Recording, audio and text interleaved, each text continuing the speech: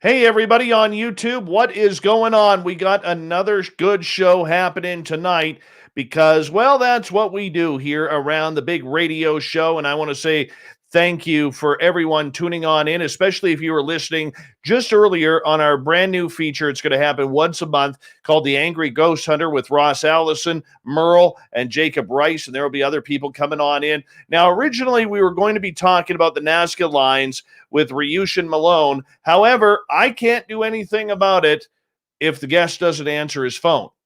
So I apologize to you. We had to change guests about 15 minutes ago. Science Bob McGuire is coming on in, and we are going to be talking some UFOs because there's some big news coming down here, and we're going to make that happen here momentarily. Science Bob is going to be joining us here. Oh, there he is. Hi, Science Bob. Look at that beautiful, beautiful dome. Beautiful dome. Just in time for the roll call, Science Bob, where we have Cloudy in the gold medal position, Race Fan in silver, and we have the lovely and talented Emily Bigelow, otherwise known as Alaska's greatest athlete, coming home with the bronze medal. Andrew, how you doing?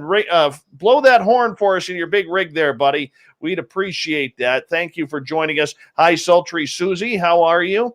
As we scroll on down, Brett Lewis is here, which means we can officially start the show. Ed Clador, how you doing, Mr. Catfish? And Ange in Australia, how's tomorrow looking? Please give us an update to tell us if we are alive or not. We'd appreciate that. The Ronald Penton is here, everyone. The Ronald Penton. Rocket 9, good to see you. Thanks for joining us. Pirate Radio's Eric Files, nice to have you here, my friend. As we scroll on down, Grandmaster, good to see you. The Michael Leger is here, everyone. The Michael Leger. It's awesome when he is here. All right, Richard Elmore, good to have you back. Ozzy's sister, you're looking beautiful tonight. Thank you for joining us. And let's go down here. Scrolling on down, Tristan, the lovely Tristan Stevens. Give everybody a wave. By the way, she's new here, but she will be signing autographs after the show. Line up to the right of the studio, if you don't mind. Lining up to the left of the studio, you're not going to believe this, the new Saturday host for Spaced Out Radio, Lynn Wallington, the lovely and talented Lynn Wallington. We're hoping to get her going maybe as early as Saturday, if not the next Saturday or the Saturday after that. But we're going into training with her tomorrow. Hi, beautiful Lynn. Nice to see you. Hi, Lance. Science Bob. Good to have you here. Ozzy. Oi, oi to you, my friend. And scrolling on down, we have the gorgeous Linda Bennett is here. There she is, everyone. Give her a wave. Ross Smith, good to have you here. Thanks for joining us. Bama, boom to you, my friend. Cryptid 59 or 559. Eagle, Aiden, good to have you here. Greg Moyes, thanks for coming on in. And 416 Bitcoin, nice to have you here. Antonio, nice to have you here again, man. Coming for the double shot. John Hires, nice to have you here. Murray, Millennium, Big Rob, nice to have all of you guys back here, man. Thank you for joining us. Vinster, I hope you don't take it easy on Fapster tonight. Rye, go hard tonight, buddy. Typical watch. The Lone Wanderer's Bunker, how are you? Shar, how are you, babe? Nice to have you here. Bob Harless, good to see you. Magnus Ver Magnuson, he will lift up about 600 pounds tonight before the show is over. Mitchell Daggett, thank you for joining us in our chat room. I believe this may be your first time here. Good to have you here. As we are about a minute away, people. 1 minute away. And, of course, I can't find my bloody mouse. There it is. And let's go like that. And let's see. Who am I missing here? Am I missing anybody? Oh, the gorgeous and talented Simply Coco is back. Please let us know what wine you are drinking tonight, because you are our official taste tester of Spaced Out Radio. Greg Moyes, good to see you, my friend. Thank you for joining us. Pol Pot and the gorgeous Helena are here. Steve Edmond, good to see you, my friend. Bassmaster, good to see you. How you doing, buddy? All right, we are about 40 seconds away here. Virgil, good to have you back. And Cosmic Floor, the lovely and talented Cosmic Floor, give us a wave if you don't mind. Oh, Simply Coco is on Sangria tonight. Woo-wee. We're going to party with Simply Coco. I need to have a drink with her. I totally do. Totally do. And let's see here. Science Bob, we got a new look here, my friend. You're on camera. I know. You get to see all my junk on StreamYard. Yeah. All right, we are 15 seconds away. A great way to support this show is through the Super Chat. And give us a thumbs up, thumbs down, thumbs sideways. Hit that subscribe button if you are new. And let's rock and roll right now. Mr. Bumblefoot, take us in.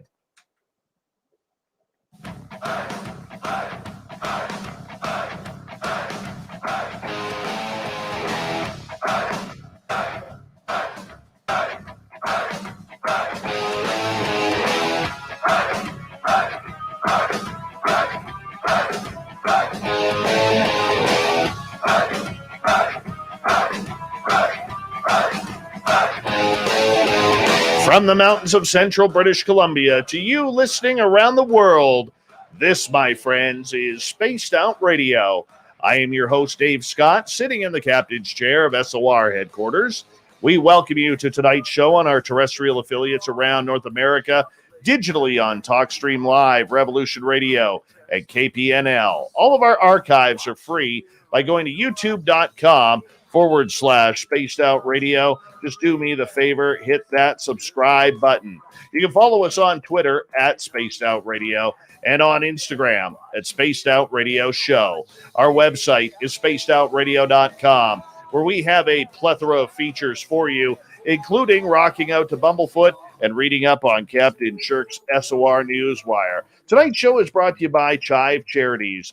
Help make the world 10% happier by visiting Chive Charities today. You can find them on our website. Now, tonight, we have Science Bob McGwier coming on as we are looking into something very, very big. There is a big story coming down the wire here. It's coming June 25th. It may come sooner than that. Anybody who's been following the UFO field knows that there is some major news that is supposed to happen. What does the United States government know about UFOs? And every day there seems to be a mainstream media subject, story, or videography on this exact topic. This has never happened before. This is unprecedented when it comes down to it. To talk to us about it is Science Bob McGwier, formerly of Virginia Tech University. He is, well, let's just say he's got his name on 20 plus satellites up in space. He's a science geek. He really is. But one of the things he loves is UFOs. And we're going to talk to him about this tonight. Science Bob, thank you so much for joining us. How are you? I'm doing great, Dave. Glad to be here, and I always enjoy this show.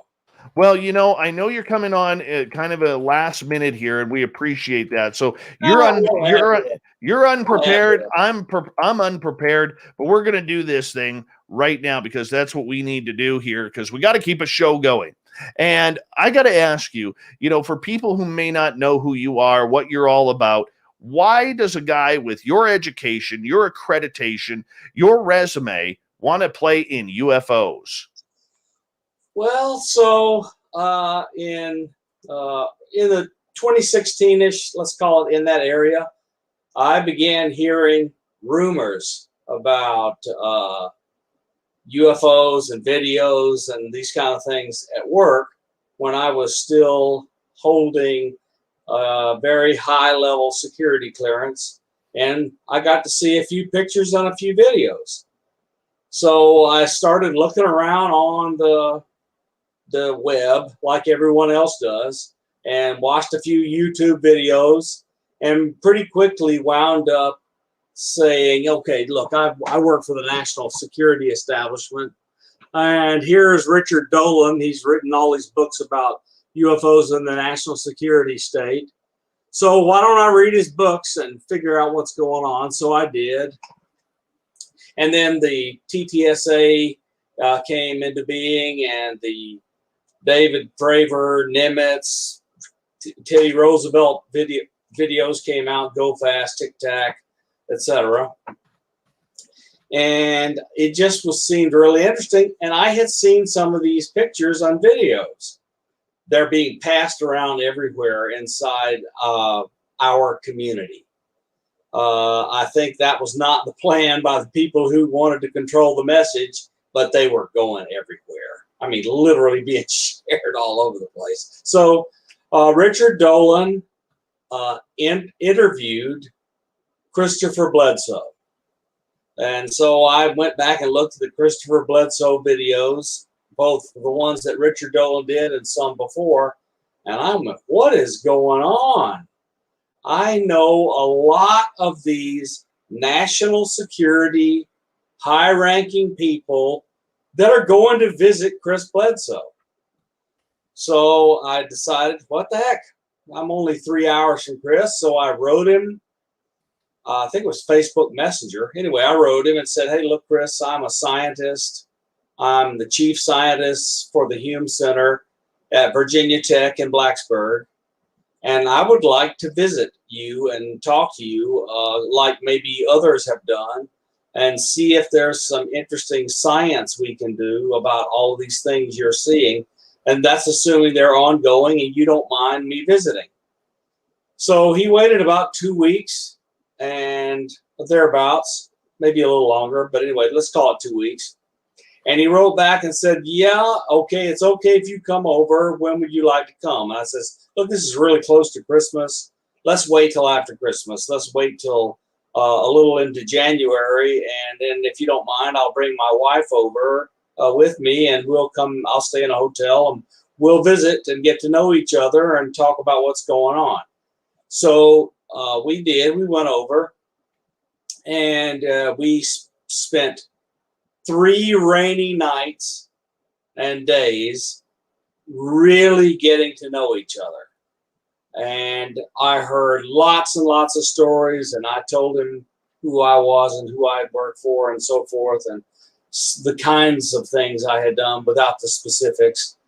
And he told me that the reason I was allowed in is Jim Simivan told him, yeah, he knew me, and to let me in, it might be interesting.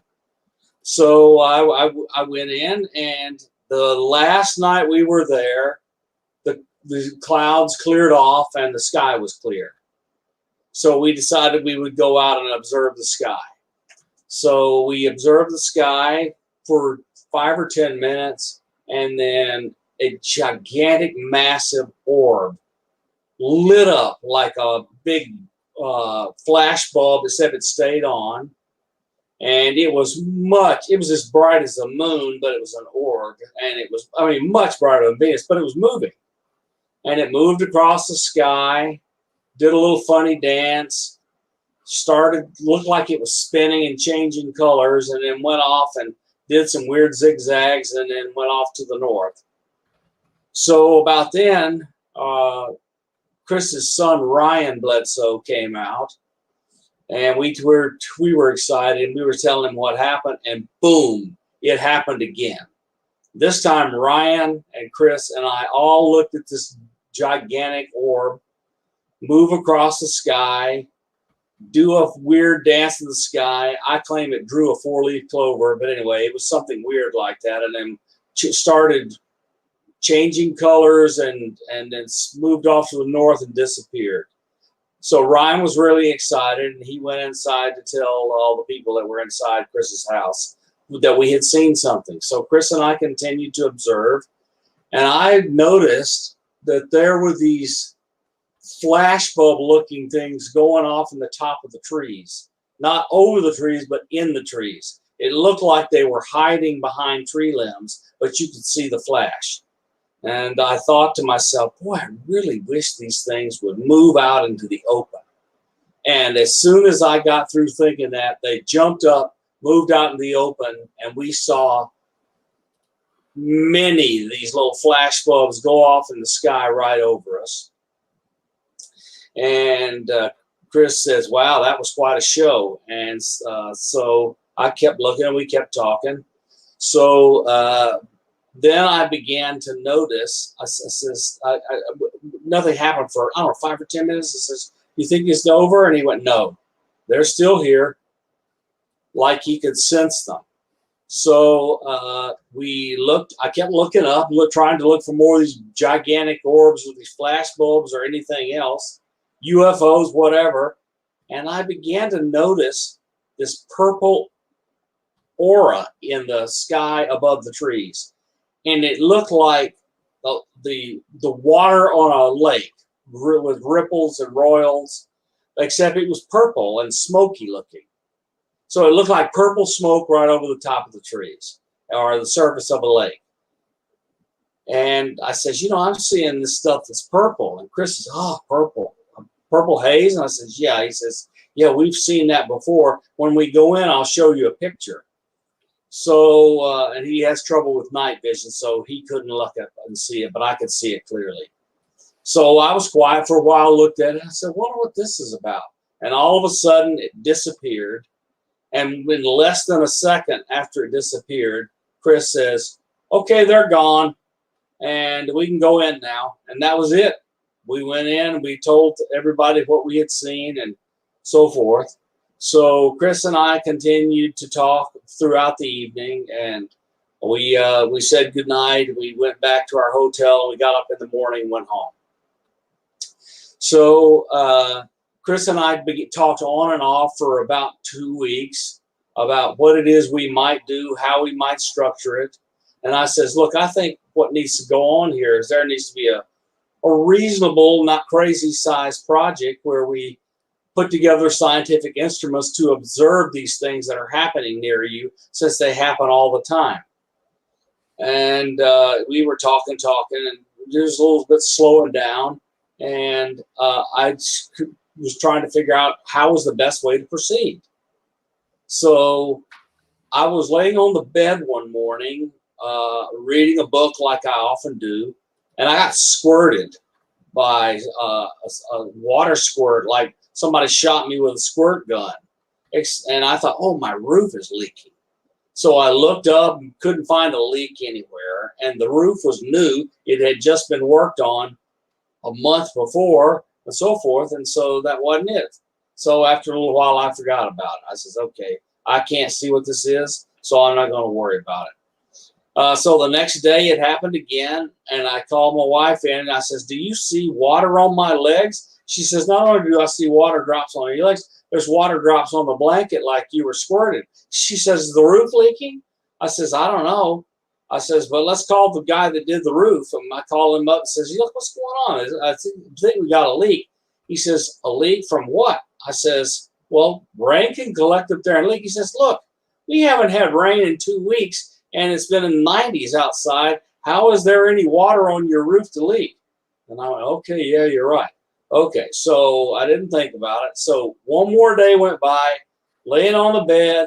I got squirted big time, and I heard my wife in the other end of the house yelp and said, come here. So I got up, went down there, and she said, I got squirted in the air like you did. They said, look, you can still see it on the floor.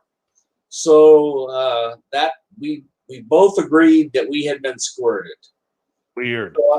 So I went, okay, look, I'm going to call Chris. It says, Chris, we have brought a hitchhiker home, which I now know that's the term.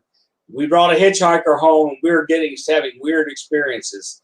So I'm going to commit. I'm going to do exactly what I said I would do. I will figure out how to proceed.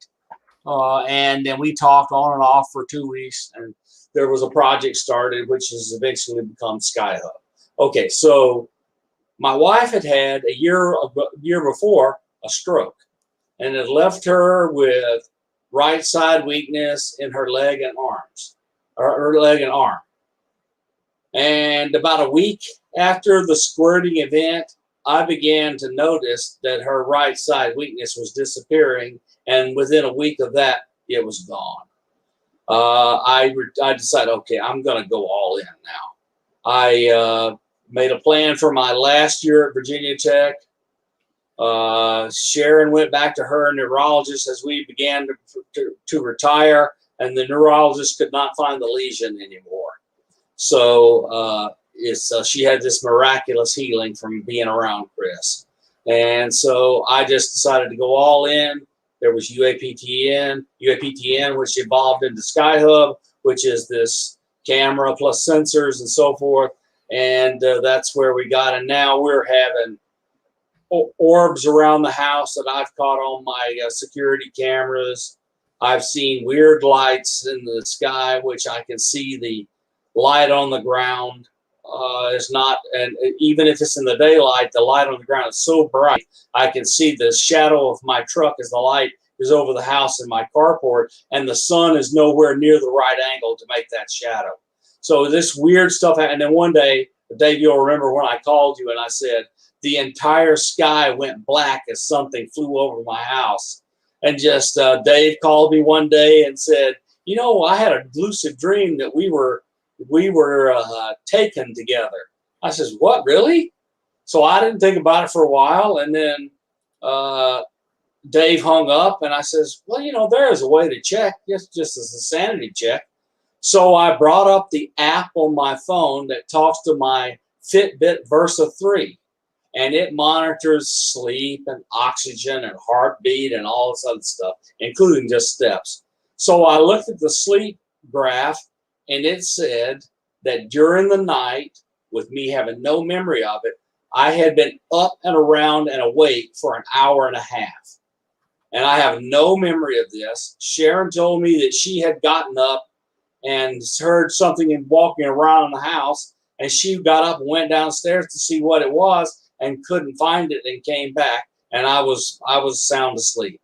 So I just had no memory of this. She heard the stuff going on, and you know, I don't know whether it was the ET returning me or coming to get me or what. I'm just telling you, I don't remember it. She says something was there, and the Fitbit said that I was awake for an hour and a half that I have no memory of. So, and since then, all during the past year or two, my memories of my childhood have returned.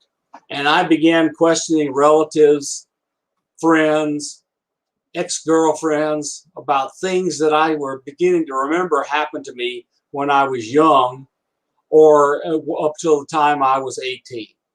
And that involved seeing UFOs, learning to read miraculously at 3 years old with a vocabulary of a 10 or 12-year-old overnight. By the time I was 10, I was building telescopes, using microscopes, had a ham radio operator's license, built my own antennas and radios.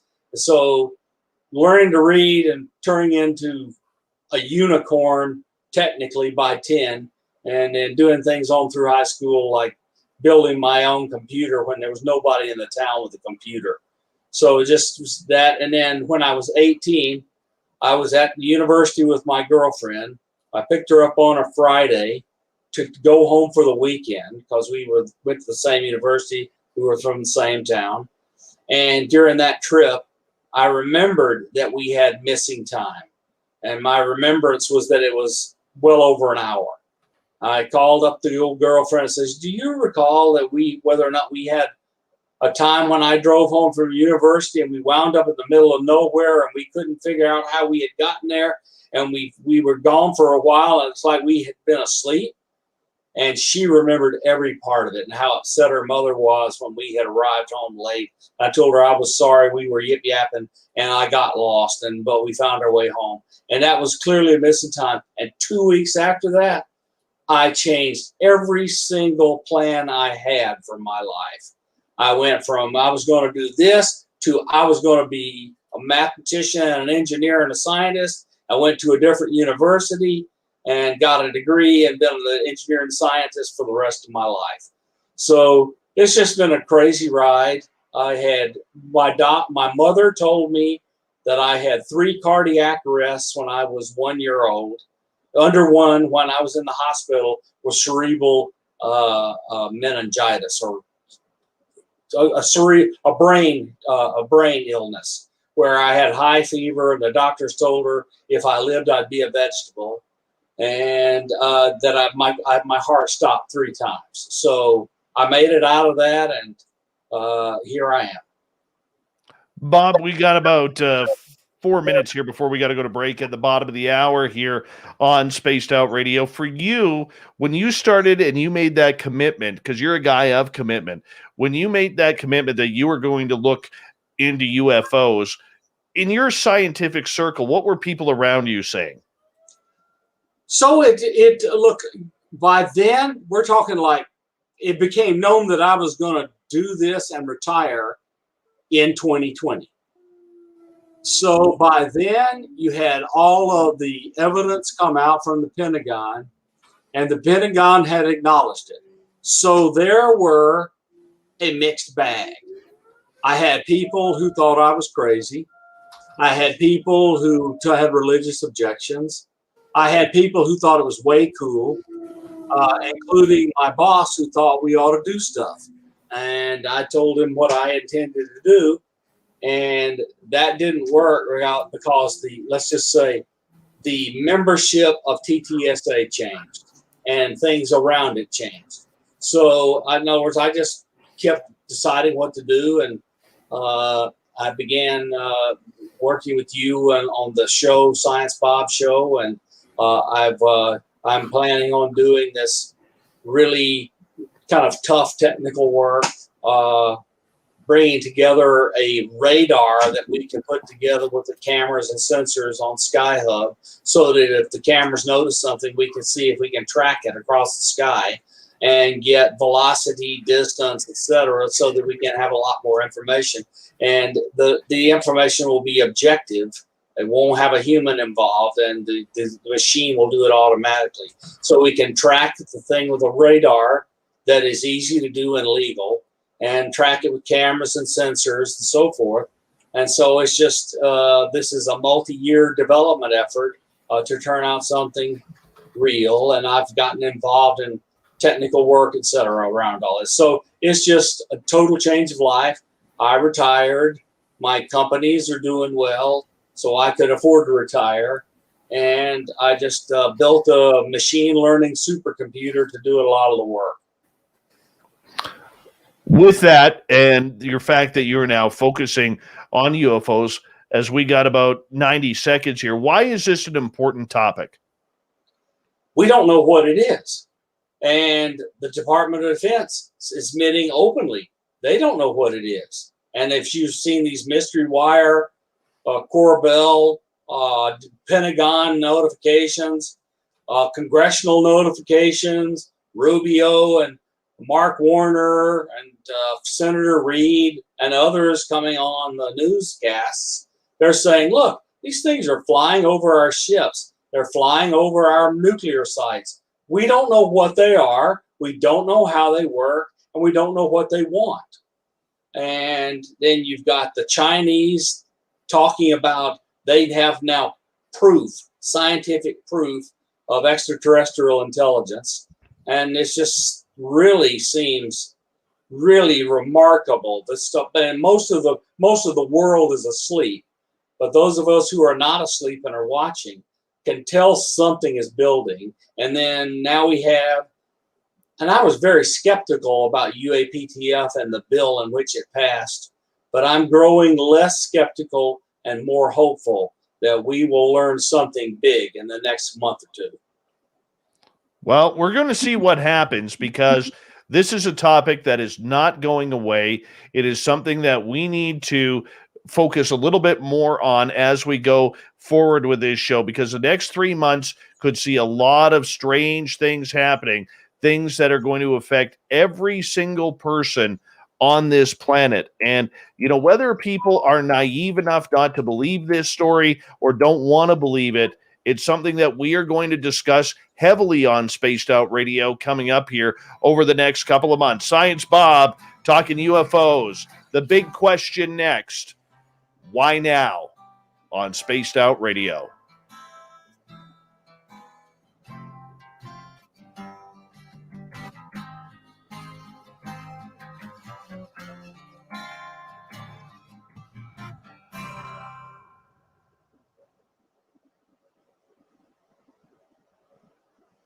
All right, we're clear, buddy. The little clock in the upper left, the StreamYard thing, is really helpful. Oh, yeah, I got to change the banner here. Hold on. I forgot to change the brand. There we go. Now we good. Woo factor. Yeah.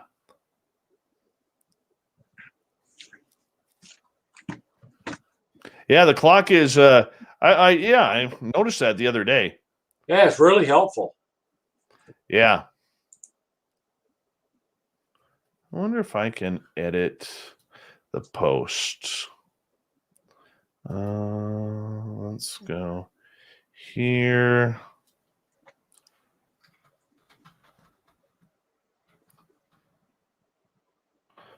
Wonder if that'll change that. Paste. Nice. Total. No, that didn't change shit. Hold on. We'll just leave it at that. Dave, this looks really great.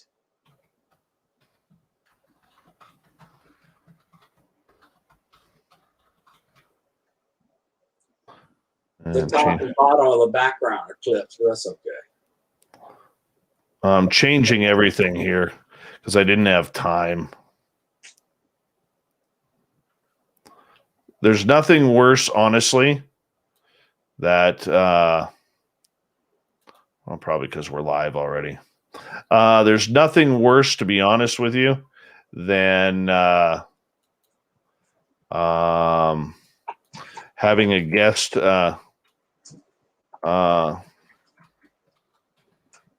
bail on you at the last minute. Yep. That's all right. I can yap forever.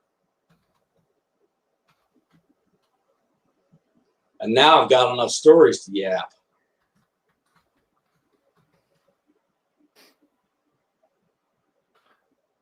Yeah. So, hi, Caravan of Lore. Welcome to the show. Big thank you to Murray, Blue Book, Greg, Ed, and Jeremy for the super chats tonight. Really appreciate that. Hello, gorgeous Nikki.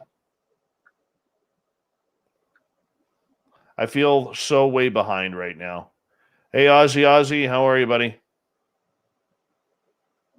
Eagle, what's going on, man?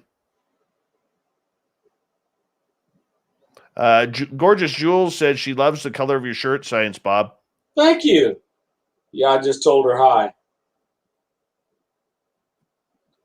Thank you, Jenny. Jenny says, Dave, your shows are never boring. I love how you acknowledge everyone in the chat, making them feel special. You know why I do that, Jenny? Just so you know, is because to me, it's still amazing that anybody would want to listen. I know that sounds hokey. I know that sounds a little contrived and everything, but seriously, it amazes me every day. And the fact that you guys would give up your time to listen to us here, that just makes it all the more special. Hi, M. Coons. How are you? Good to see you. The gorgeous Anne Celine. There she is.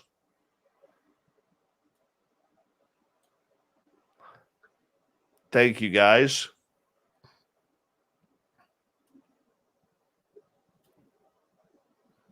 Get some of your comments in here. The lovely and talented Brandy Phillips has arrived. There she is.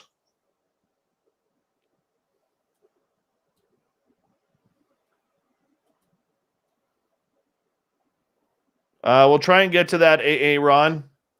We'll try to get to that, okay? Not a plane. Welcome to our chat room for the first time. How are you?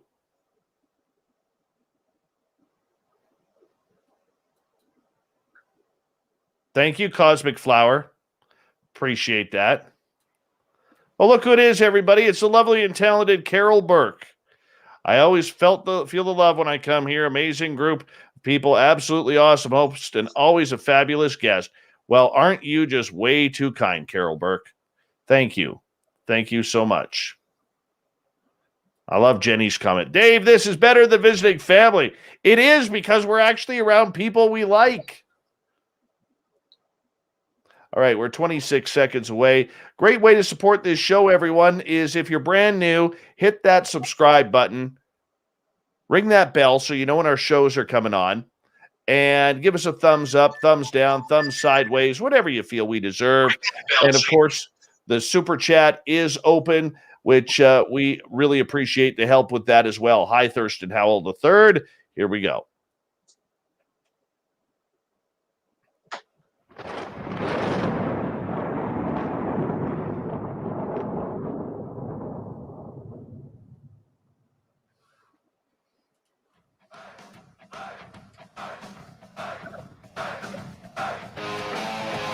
second half hour of Spaced Out Radio is now underway.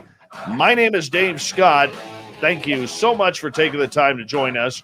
Really do appreciate earning your listening ears. Want to remind you that if you miss portions of this show or others, check out our free archives by going to youtube.com/Spaced Out Radio. Just do old Davey the favor, hit that subscribe button. Our website is spacedoutradio.com, where we have a plethora of features for you, including rocking out to Bumblefoot and reading up on Captain Shirk's SOR Newswire. Follow us on Twitter at Spaced Out Radio and on Instagram at Spaced Out Radio Show. We continue on with Science Bob here tonight. Why now is the big topic. And Bob, I'm going to tell you, over the last 3 years, I have heard so many different questions and theories as to this whole UFO front. Why is the military now coming out? What is with these propulsion systems? How can these craft get through to our installations? Everything in between we have heard. And to me, after learning what I've learned over the last little while here, my friend, it comes down to one major question. And I wrote a blog about this a couple of weeks ago, and it's 2 words, my friend. Why now? I think this is the most important question that we have in ufology today, and I don't know what is going on. What is your thoughts with why now? I have no idea. I'm just going to tell you straight. Look, I know why the U.S. and other governments are interested. I don't know why all of a sudden these events are happening everywhere, and they're increasingly happening around all of our ships and bases and nuclear facilities. And this is all over the world. It's happening everywhere. And I believe that we're getting this slow revelation, either because our government knows something, or it can tell something is coming and doesn't have an idea what it is. Or maybe it does and we're just not being told, but it does feel like we are being prepared for revelations. You know, we had Big Jim on doing his usual, talking about SR-71 Blackbirds and his submarine books and so forth. And he's a big Trump supporter and so forth. And he told us during that show where we interviewed him that Trump had issued an executive order declassifying and telling the intelligence community of the Pentagon to release everything. And it appeared to me that if that was true, we should wait for the election. And we waited for the election, and ultimately Biden won. They had the election certified and won on January 6th. And it appeared to me what was happening was that the intelligence community and the DOD and others were waiting to see the outcome of the election and what impact there would be on the executive order by the new president. And what I think from the circumstances is that Biden did not rescind Trump's order. So it stands. It's a presidential order that appears to me Biden has not rescinded. And so the UAPTF is going to tell us stuff in this report to Congress. And I think it's things that are going to be revelatory and maybe revolutionary. And it's just all these really crazy coincidences, like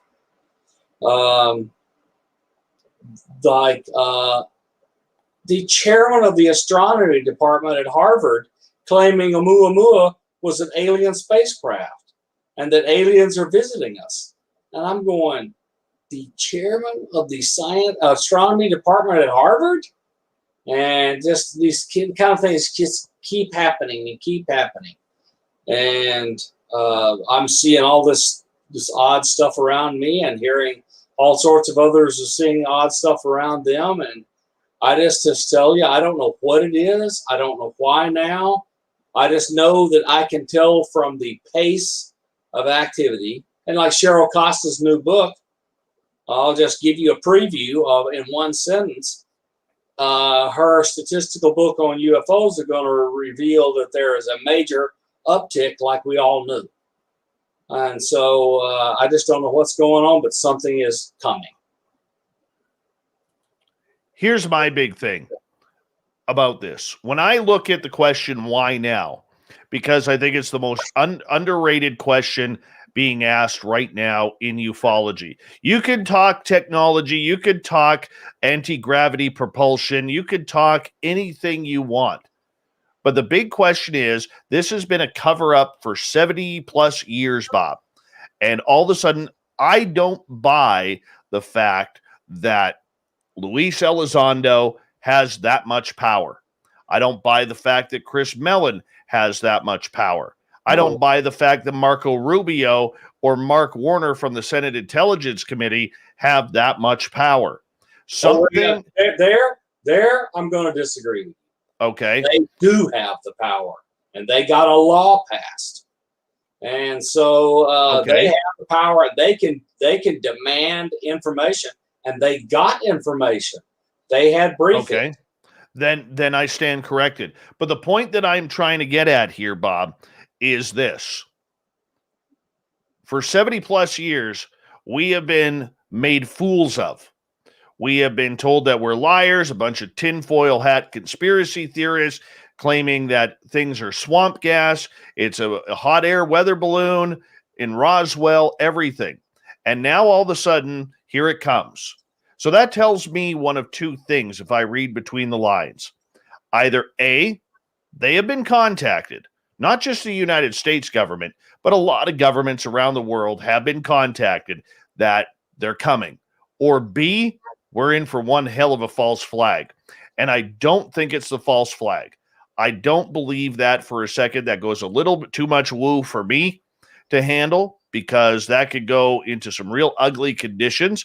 But I strongly believe, without any knowledge whatsoever on this, that in order for this to all of a sudden become priority number one for the military in finding out, we don't hear about Afghanistan anymore. We don't hear about Syria anymore. We hear about UFOs and UAP. That in China and Russia, they're never going away. But you are correct that we seem to be preparing, and we seem to be letting out recent incidences of interactions with ships, planes, etc. And there are all these amateurs that listen to air-to-ground and ground-to-air communications from FAA towers to airplanes, and there's not a week that goes by where there's not a UFO or a UAP around a commercial airliner that is called in. And I think when the Navy opened the floodgate to tell us reports of UAPs, they got a flood. And then there's now these incidences where you're seeing things come out of the ocean. This recent thing came out of the ocean and was caught on camera, and we've seen that shown to us. We haven't seen a high resolution version of any pictures. That is really what I'm hoping we see, is a high resolution. There ain't no doubt this is something odd. It's not a Batman balloon. It's not a lens flare kind of thing. It's not bokeh, which is unfocused lens on a bright object. Whatever else Mick West wants to get and not explain all the data and so forth. It's just the stuff is just happening such a pace now. And I think part of the deal is the government has figured out it cannot control all these people, all these cameras, and really high equipment. And now anyone can go spend $50 and buy a processing software that will stabilize an image and provide super resolution enhancement. And so they know that's only going to get better with time. And they just understand that eventually there is going to be undeniable, irrefutable evidence, and they need to get out in front of it. And then we had Trump. Why in the world does Trump need to start Space Force when we already had a Space Force as a branch of the United States Air Force? I don't get it. There's a lot of that I don't get. It still comes with the idea, though, my friend, that we need to be asking that hard question. Why now? Why is this going on? I mean, look, a lot of the stories that we have heard over time, if we look back and be a little skeptical of the way they're playing this up, we have known about this. We knew publicly that the nuclear military bases in the 60s and 70s were having their missile silos turned off, armed, and off by these craft. Yep. We knew it was happening in Russia because the United States and Russian government were talking about it. And yet, that was recently brought up like it was brand new news. We knew it was like Greer never had his disclosure event at the National Press Club, where all of that stuff was brought out well over a decade ago. Yeah, I don't understand why it's being regurgitated. I think that's because they realize nobody's paying attention. Right. So the point that I'm getting at, Bob, is this. All right. There is no reason after decades of downplaying this subject for all of a sudden them to want to play UFOs. Unless there is a reason. They realize they've been lying for 70 years and the lie is about to be exposed. And so that is a reason for slowly bringing this out into the open. And if it's the case that ET has contacted world governments and said, prepare your people, we're coming, this sounds like the first major step in a 5-year program until they get here. I mean, that's just what it feels like. If that's the scenario, that's what this feels like, is we are being slowly prepared for the arrival. Well, I mean, let's talk about that. What are the chances, Bob, that not only the U.S. government, but a bunch of governments around the world were talked to and made contact, and they gave a date? I don't know. I don't know. I can't. There's no base. I have no prior probability in which to forecast odds based on the observation. I am just guessing. But this just feels like there is preparation for an event.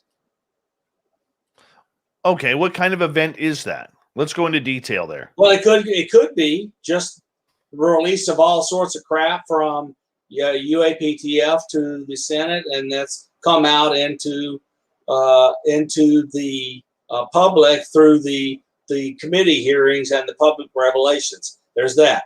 Now we know that the USS Kidd and 2 other destroyers went out alone, not as part of a carrier group, out beyond Catalina Island off the Pacific coast and engaged with these UFOs, which are in these pyramid videos and other things. And we now know that it's not Corbell calling them pyramids. That's a quote from the seamen who were on the deck videotaping the things with their crummy little phones. They called them pyramids. Then we have the pyramid over the Pentagon and all sorts of other stuff. I just think enough is going on that we know something is happening, and they either know that something is happening or they don't know what's happening, but they're like me saying this looks like it's building to a crescendo. It could very much be, right? Yep. But we're doing guesswork. But look, I mean, we're applying logic and or common sense to lots of events where military people look. I had a counterintelligence investigation open against me when I began talking about the picture which Tim and the debrief released before they released it. And you remember Tim got all upset and I thought, that's over now. But what the government found was it wasn't me leaking it. This thing was everywhere. These images were being passed, the images and videos were being passed all over the place by all sorts of people, some of which didn't even have the security clearance to see them. And so even if they didn't have need to know, they had a security clearance, so they had access. It's just they found out that they cannot control the narrative. And no, I do not braid my armpit hair.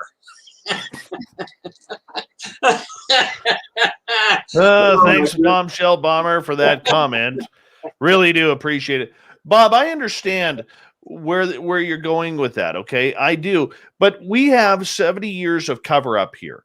Yep. There's a lot of people from the death of Paul Benowitz, which is still questioned, right on down to the local 7-Eleven guy who's been made fun of for his entire life because he had a UFO experience.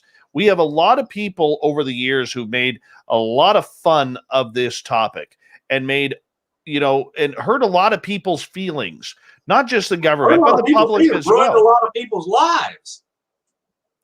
People's lives were ruined. Okay, so it appeared to me, I think there is some truth to the claim that there was a high-powered group which was given control of the UFO problem for the United States government, a high-level commission, if you will, that was put up with presidential authority and given control. And it sounds, there are these claims that there was in this group, the group was, or the dominant people in the group were, these extremely religious people who thought all this UFO stuff was going to undermine people's faiths and so forth and so on. So it's just, and I can completely believe that, given the state of affairs at the end of World War II, all the way through the McCarthy era in the 50s with the nuclear weapons and the contest with Russia, the Soviet Union, and all the stuff, and the religious fervor that controlled a lot of people in the United States government. I can believe they thought that this stuff was either demons or was going to undermine religion, and they didn't want to undermine the status of the church. So I can believe all of that. And I just think that's that level of religious control and belief inside the government is fading. Is that due to age? I think so. I think a lot of the people that were in control, say right after Roswell or the 1940s and in the early 50s, are dead.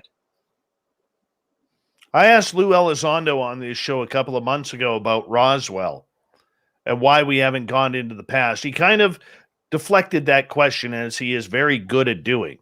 However, recently he has got into the idea and made a quote that maybe he's been given permission that the United States government has been doing crash retrieval since before Roswell. Yep. What do you know about this? I personally know nothing, but I do know that Lou is saying stuff that there is no way he can say what he knows without being given permission. How does that work for us who don't know? Okay, so a request will be made to declassify material, and there will be a reasoning given behind declassifying material. Now, there's only one person who can declassify things, and no one else can say anything about it, and that's the ultimate final classification authority in the United States of America under the National Security Acts, and that is the President of the United States. That's the reason I believe this Jim Goodall story was so important when he told us, given how much I know he thinks of Trump and how closely connected he was to the campaign, that Trump said to take all the stuff and bring it out. And if Goodall's true is correct, and Trump did that, it explains a lot of the stuff kind of coming out slowly. But I just think a lot of the people that were covering it up, trying to get an advantage over the Soviet Union and China by figuring out how the tech worked without involving them and telling the world, is kind of going past us. I think that there's enough understanding now of the physics of what's going on there that we don't have a clue how it works and no hope of finding out. Okay, so if we tie that into the conversation we were just having about people, and you mentioned very strongly that many people had their lives ruined by this. I mean, Bob, we saw people going into mental asylums. We saw people committing suicide. We saw people, losing their families, losing their jobs, losing their respect within the community. If this all turns out to be true, I mean, there's going to be a lot of people looking for some reparations when their family and their livelihoods got turned upside down by these government lies. I don't believe we will ever get a lot of those stories behind stuff that happened in the 1940s and 50s. I don't believe we'll ever hear. We'll hear about current incidents for which photographs can be shown, and we have no idea what this is, even if we had crafts and bodies in 1947 and destroyed a lot of people to keep it covered up. They will be as if that never happened, and all that will come out will be things that happened in the last 20 years and the evidence for it shown.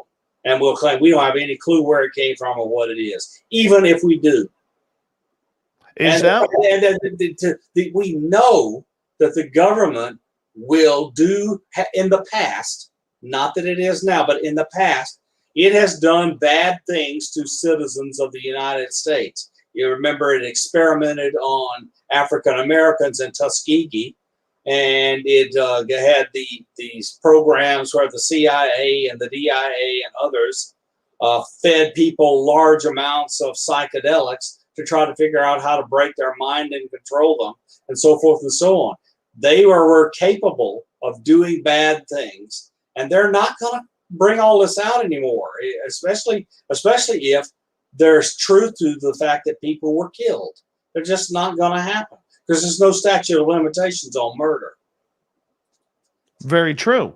Very true. As we got about 90 seconds to go here before the bottom of the hour, is this why we are seeing a straight focus on what's happening with the military incursions these days? Yeah, because you order people what they can say. You can control what they say to a large extent. That's scary to think, because they got to. So I'm assuming what you're saying here is the government of the United States, if we focus on that for right now, all right, the government of the United States has to figure out how to cover up all of their secrets while promoting this story. That's the argument. Yeah. That was I believe that there will never be an admission without about the stuff that happened in and around the 40s and 50s. Never, without there being an act of Congress signed by the president. And you believe they're going to give them immunity for all that in a law? No, this will never be talked about. Is that something that happens 50, 100 years down the road when the grandchildren of those people affected would have died by then? The generations would be too far gone? I have no basis to even guess, but that sounds logical. Makes sense. Science Bob, I'm going to get you to hold on right there because we are going to go to break here at the top of the hour. Science Bob McGwier, formerly of Virginia Tech University, former agent of the CIA, and one good-looking fellow whose beard I have here in the studio, and we will talk about that beard and much more UFO talk when we come back on the Mighty SOR. So stay tuned. Why now? That's the question each and every one of us who has interest in UFOs needs to be asking right now. Why now? Press your government, press UFO researchers, press everybody. We need to find out. Spaced Out Radio continues right after this.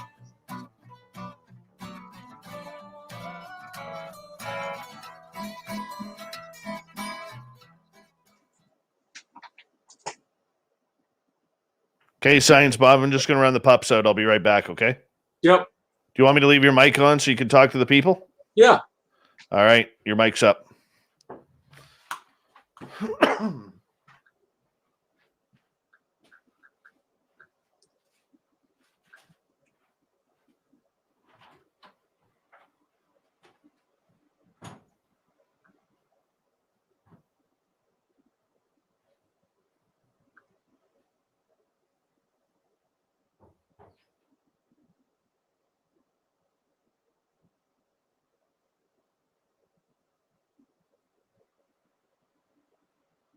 What story, Julie?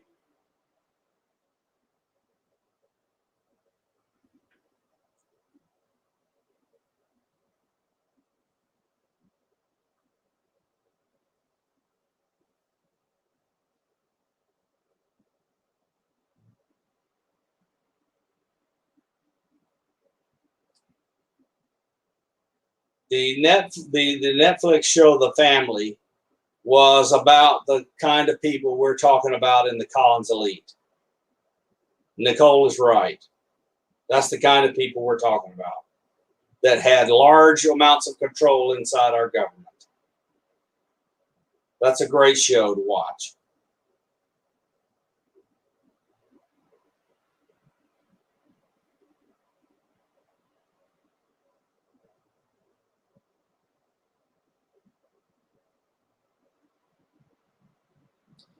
George, you don't really expect me to answer that, do you?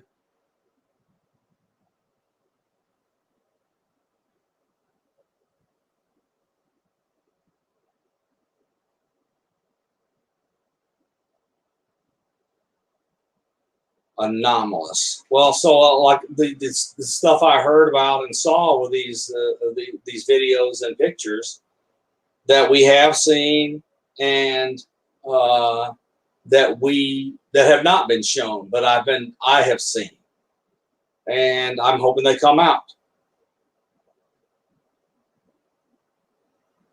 Vinny, you need a psyop.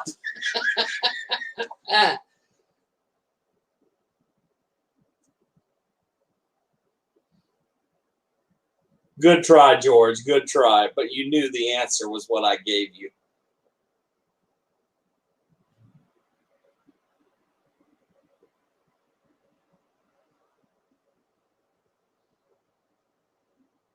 Trinitrotolueno. Trinitrotolueno. Mr. TNT himself know that when I went to Bledsoe's, I really didn't believe this stuff was true, TNT. So when I had all these things happen, that's when I said, man, I'm going to put together some scientific instruments. And the stuff began to come together. But the problem was COVID. Chris has a depressed immune system, and the COVID wrecked everything. We have a shortage of high-tech equipment, and it's hard to get things together. And even with all this crap behind me, it's just hard to get stuff together. So we have been delayed. And now Chris has other family events going, marriages and so forth, new grandson, etc. And it's taken 2 years to what I thought we could get started in 2 months. So that's the deal. I'm going to make those measurements, but we have not done it yet. And I don't know anything about Antarctica, except I don't believe anything Linda Moulton House says.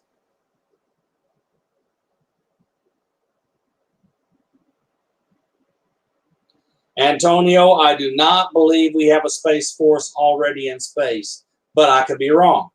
Richard Dolan certainly believes we do.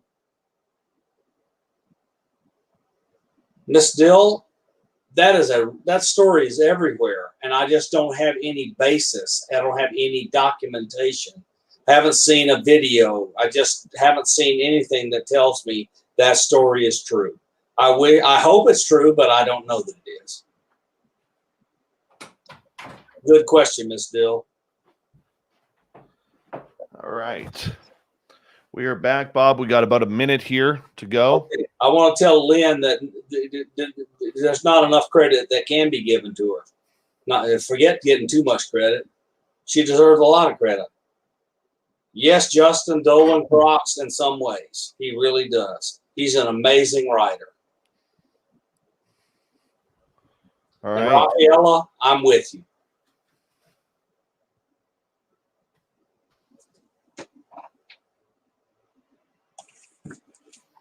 All right. We've got just a little bit here to go, about a minute and just over a minute here. And go from The answer there. is yes, George, I can. All right, Bob, I'm going to get you to hold on. And big thank you to Jeremy, Ed, Greg, Project Blue Book, Ed Murray for the super chats. It's an awesome, awesome way to support what we do nightly here on Spaced Out Radio. A big thank you to all of our new subscribers who have signed up recently. We're at 11,343. I appreciate each and every one of you for tuning on in, and the love and support you show Spaced Out Radio on a nightly basis is incredible.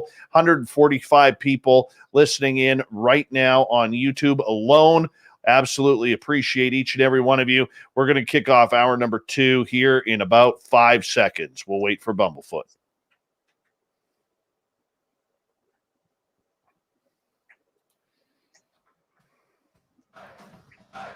You're listening to Spaced Out Radio with Dave Scott.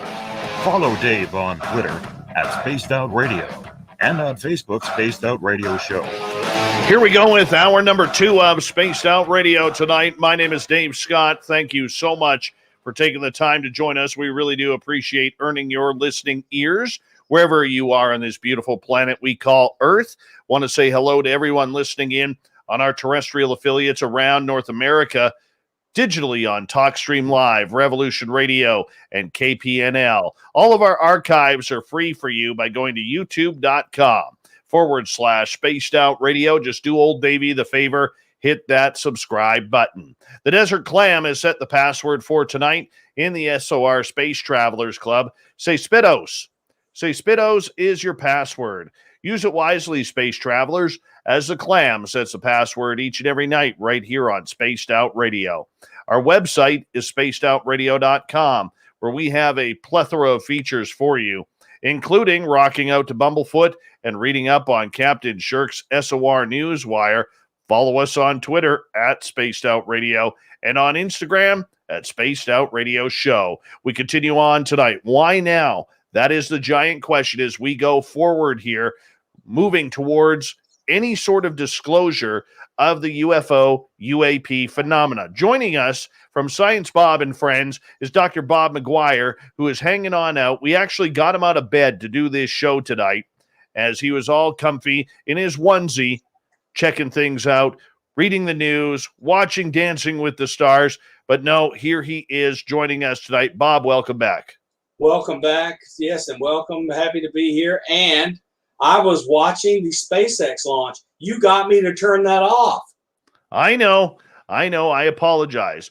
Bob, I got to ask you, Lou Elizondo is making a lot of news recently regarding his tour of the mediums on this subject. He is now the official face of ufology in the world. I think it's not just the United States, it's the world. And just a couple of days ago, former Nevada Senator Harry Reid actually wrote a letter on his own letterhead stating that Lou Elizondo's position at the Pentagon running the ATIP program was in fact 100% real, 100% truthful, and Harry stood by him, congratulating Elizondo on the work that he has done. Why was that letter released?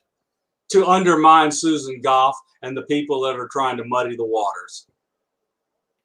Explain that to our audience. Okay, so yeah, that was a little terse. Yeah, so John Greenwald and Tim McMillan and lots of other investigators have put together pieces of the story of the military interest, especially in the Navy, of these UAPs that are buzzing around our ships and airplanes. And Greenwald kept putting in these FOIA requests, trying to figure out how the videos got out and whether or not they were legit. And the releases from Goff and others Susan Goff is the press officer for the Joint Chiefs of Staff in the Pentagon SecDef's office. So she was constantly kind of telling half-truths or misleading stuff, and probably she was just giving out stuff she was given to say. But it was clearly designed to undermine Lou Elizondo credibility as well as Chris Mellon. And Lou Elizondo was blamed for taking these videotapes and getting them out. And we now know from James' movie, Fox's movie, The Phenomenon, that it was Chris Mellon that got them out.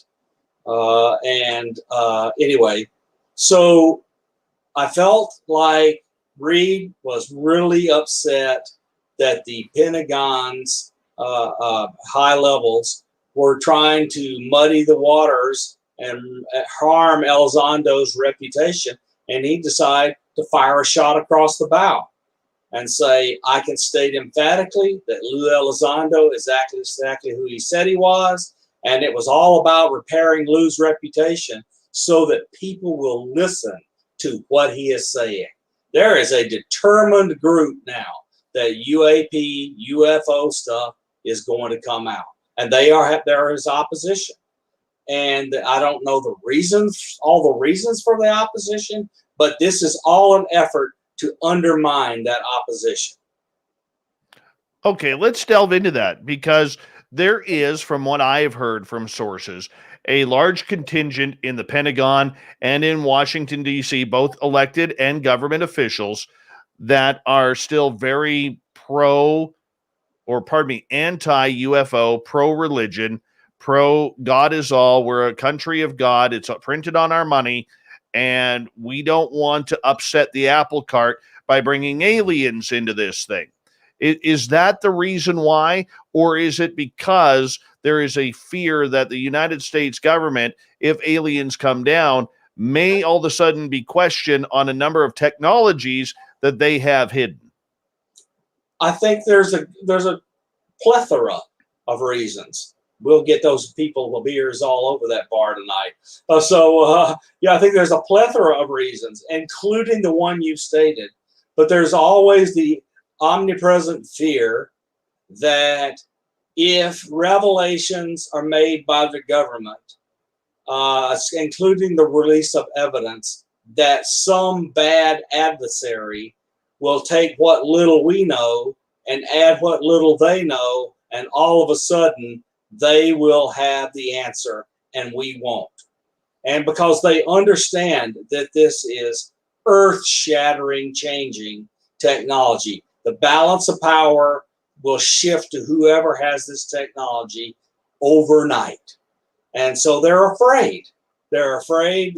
They're deeply religious. They don't want to undermine religion. That's the reason you keep getting these hints from the Vatican.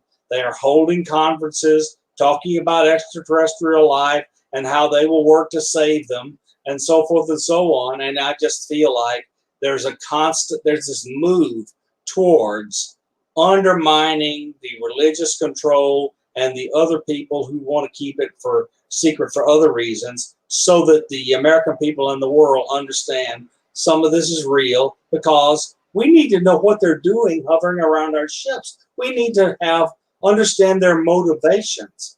What are they after? They're doing reconnaissance. You do reconnaissance when you're going to attack someone in the military mindset. And so we have to answer that question.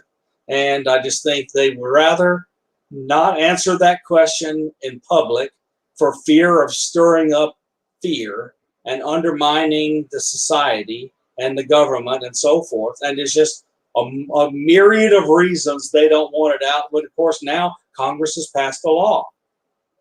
Have you had any conversations with people you know that we may not have known or even know their names about Lou Elizondo and whether or not he's real? No. I've seen stuff long before I knew Lou Elizondo's name, and I've had discussions. But Lou Elizondo, I know an individual that knew Lou Elizondo and lived near him, but I'm not going to name him. No, I don't expect you to. Right. I don't expect you to. And you actually know them, but I'm not going to name them. Anyway, so I did not know Lou or of Lou until Lou was a public figure. Okay, so why question his credibility from a governmental standpoint. If he is out there and he is obviously still debriefing the government, he's still very much involved, as much as we know, even though he might not be a part of the ATIP program anymore. Why are we all of a sudden still trying to question this gentleman's resume, both for us in the UFO community and in the national community, like Susan Goff? I'm just telling you, there is a faction inside the Pentagon and in the intelligence community that don't want this revealed and discussed. And Lou Elizondo and Harry Reid and Mark Warner and Rubio are determined to undermine those people and get some answers. Okay, I understand that, but I guess I'm looking for a deeper answer, Bob, that the majority of us who've never been in those buildings won't understand. Has Lou upset the apple cart because of this? Oh Lord, yes. You would look. You don't try to sully someone's reputation unless the apple cart's been overturned. Okay, go into detail about that. Okay, so let's suppose someone comes out and starts talking about military operations that are going on in and around China by the United States Navy. And the Navy doesn't want anybody to know that. So you might run an operation conducted by counterintelligence people in the United States government that would do everything they can to sully and muddy that guy's reputation so the Chinese don't take them seriously. Because you don't want them to believe what this person is saying, because you're trying to keep your operations covered up. This is a counterintelligence operation. Your job is to prevent the bad guy from gaining access to information, that whether or not it's from a leak from your own people or from them doing espionage in other ways. So it's just the way it works. You got to muddy the water, throw up a lot of smoke, fog, and sand to try to keep the adversaries from learning what they want to learn. So is it about keeping the secrets of what they have comparatively to trying to figure out how all of humankind is going to come together if indeed there are aliens on their way? Do you actually believe that all of mankind will come together if suddenly we know aliens are coming to visit us? The answer is Ronald Reagan was wrong when he talked to the United Nations. This is the most fragmented collection of countries and societies and tribes all over the world. And look, they can come down and repress us and force us to unity. I don't believe they will. So I think a good book to read, because we can't go over this in enough time, is Arthur C. Clarke's Childhood's End. And so if E.T. wanted to come down and impact the Earth society, they would take 50 or 60 years to do it. And the 50 or 60 years to do it, and they would slowly reveal themselves to us over time, like the aliens did in Childhood's End by Arthur C. Clarke. So what I'm telling you is, we do not want to show clear-cut evidence of how well our tech works to our earthly adversaries, because that reveals how we conduct operations and how we inform our warfighters and other assets. We don't want the Russians and Chinese to know how well our equipment works. So if we start taking impossible pictures of UFOs from impossible distances, doing impossible things, and we measure it, we now have told the Russians and the Chinese how well our stuff works, and that's against the rules. So they got to obfuscate all of that. All right, Nicole Sackage, who works closely with Grant Cameron, one of his researchers, is asking, Bob, what disinformation do you think is spreading around currently? The latest that I can tell you is all the disinformation that's running around about Lou Elizondo. Now, do I think it is possible that some of these recently released pictures are BS?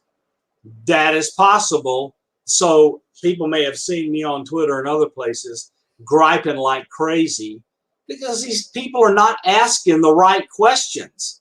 the right questions would resolve a lot of these issues. And let me give you an example.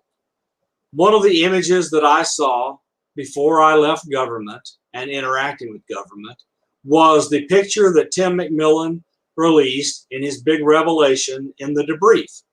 And then people blew it up and said, it's a Batman balloon. One number would tell us whether or not it was a Batman balloon. What is that number? That is the observed distance from the cockpit to the phenomenon. If the observed distance from the cockpit to the phenomenon is large enough, you wouldn't even see a balloon. And that doesn't need to be big. So what I'm telling you is, with a few pieces of information, none of which are classified, we could figure out whether or not people calling the Batman balloon a Batman balloon are ignorant, or whether or not it's something strange. And so I'm just telling you, and I believe a lot of the stuff that's going on, the questioning of stuff, the throwing up smoke, is disinformation, and I don't know the motivation.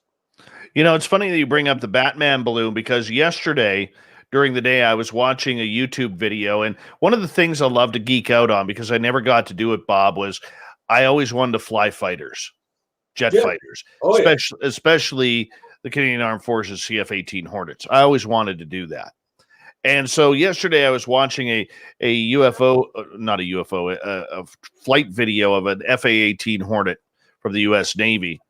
And they had this guy in the back seat. And about 6 minutes in, I almost sent you the video. About 6 minutes in, you know what this guy in the back seat does? He brings out his cell phone and starts taking pictures. Oh, yeah. And they're not supposed to do it, but everybody does. Absolutely. So this was on a GoPro camera where you could see him with his cell phone taking pictures.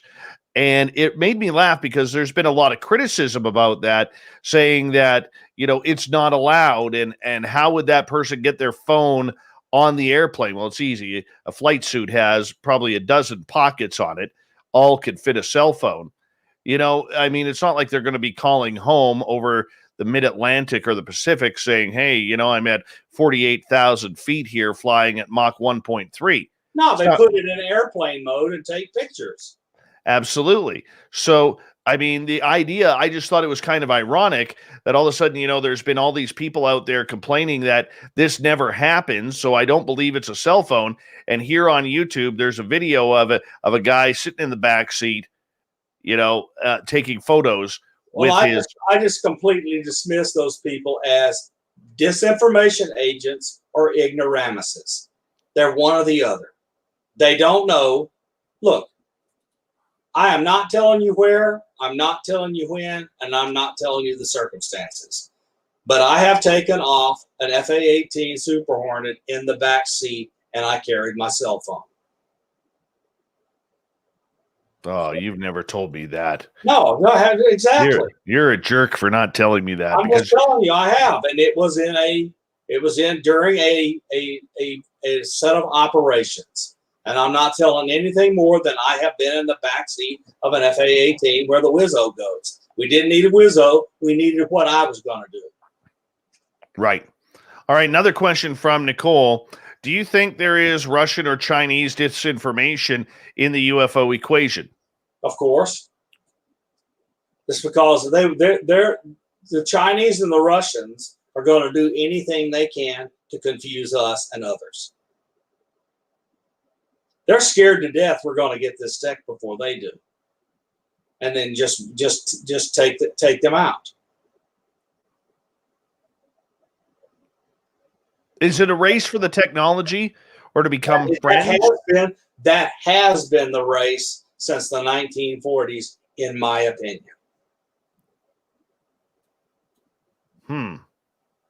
Okay. We have about 4.5 minutes here before we got to go to break at the bottom of the hour. And yes, Jules is asking, Dave Darling is jealous of Bob now. Yes, Dave is very jealous of Bob that he's ridden in the back of a FA-18 Super Hornet. Very jealous, but Bob, these stories that you hold out on me, you know, I don't get whatever. I've lived. I've lived an interesting life. I know. I get it, and I can appreciate that. But let's ask about the whole subject of disclosure.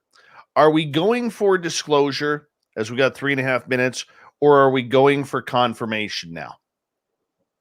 Well, we've already had confirmation because the Pentagon has admitted these videos are real. So we've had confirmation.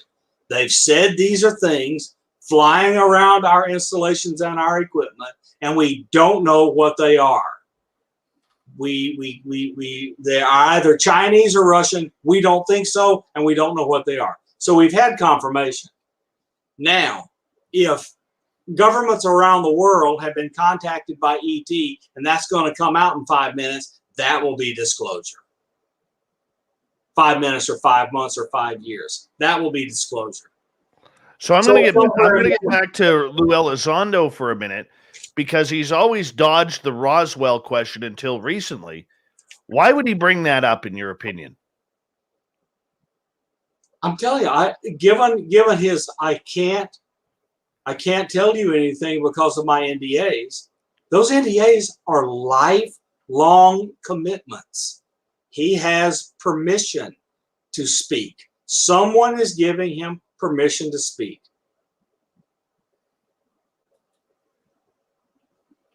Is that the Senate Intelligence Committee? Do they have that poll? So I'm not going to make a statement because I'm not sure the current authorities. I do not believe they have the authority to declassify information. They have the authority to demand you come and testify about the information. Then they are also sworn to secrecy. But the ultimate classification authority is the president. And then whoever originated the original information is the classification authority. And then it's the chain of command from that person all the way up through the president is the set of people who can declassify something. Okay. Somebody in that chain told Lou Elizondo he was released to say certain things. And they probably put constraints on it. But I'll tell you what it feels like to me. People keep saying Lou is an op. Yeah, Lou is an op, but it's not the op they think he is. He is the person that it feels like to me is being told how to steer the conversation to prepare us for what is coming. Do you think he knows what's coming? Would he still be read into that? Well, I'm going to be careful. And here's the level of care I'm going to take. You and I know that Lou has been to places where he could not get in those places and have the conversations he had without a security clearance. So someone is holding his security clearance.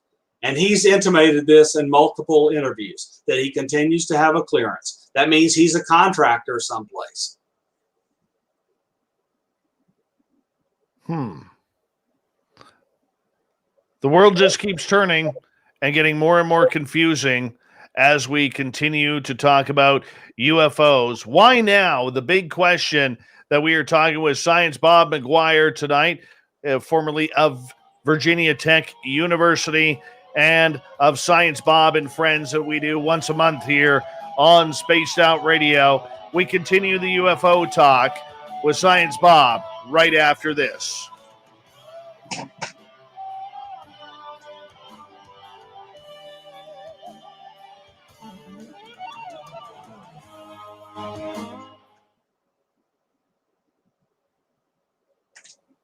All right, we're clear. All righty. There it is, Science Bob. There it is. There's a beard. There's the old gristle right there, buddy. There it is. It's smaller now that it's flattened into that bag. I know. That's Science Bob's beard, everyone. Science Bob's beard in the studio. This is as real as it could be right here. Shipped all the way from Alabama to Canada. I could just imagine what the people in customs were saying when all of a sudden Science Bob's beard comes up to old Davey here. I'm sure I'm on a beard tracking list now. I'm going to tell you what, Dave. It took a long time for that beard to get there. That thing was looked into. It took a long time. Hey, we have a new listener in our chat room. YouTuber AIM, welcome to the show. That was Science Bob's beard. He had a big beard beforehand, so he sent it to me. You know, I don't know why. Just one of those stupid YouTube things. I did ask. I'm not denying that. I totally asked. You know, yeah, I grew the beard when COVID lockdown happened, and I swore I would not shave until I was vaccinated. The day I had a vaccination appointment, I got out the razor. I know. Oh, no. Nicole Sackett says, OMFG, I'm sending you Sasquatch leg hair now. Oh. Right there. That's terrible. Nicole Sackett. Hey, Bob, you know what? I got to tell you something here. I use Mighty Moose beard oil. Yes, you do. I know. Gary the Dutchman, and believe it or not, if you've been hung around enough Dutch people like I have, you know that you can't get a single cent out of a Dutchman. You know, I know one person that every time he comes over to my house, the first thing I do is I pat him down like a cop because I want to see his first dollar because I know it's on him somewhere. But Gary the Dutchman, who creates Mighty Moose Beard Oil at mightymoosebeard.com, sponsor of this show, he's giving away a discount for our listeners who go to mightymoosebeard.com and purchase the beard oil. Yeah, all you got to do is use promo code SOR2019. Go to Mighty Moose Beard. Gary the Dutchman's going to give you a deal. Let me show you how it works here. It's in one of them squeeze bottles. I'm using the winter blend because it's my favorite.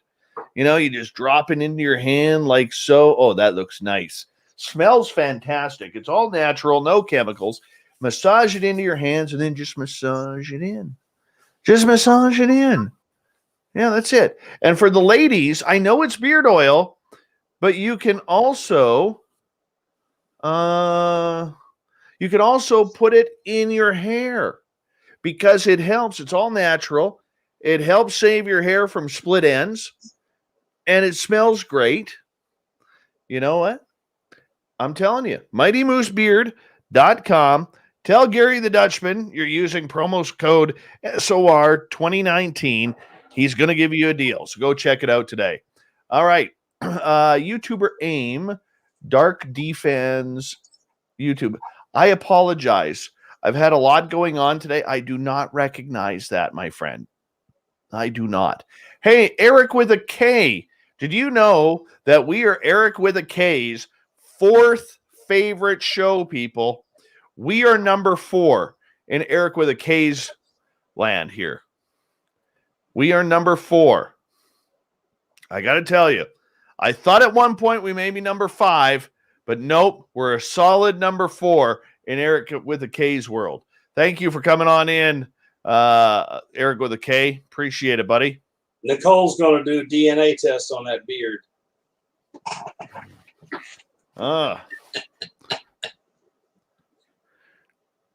She thinks I'm an alien.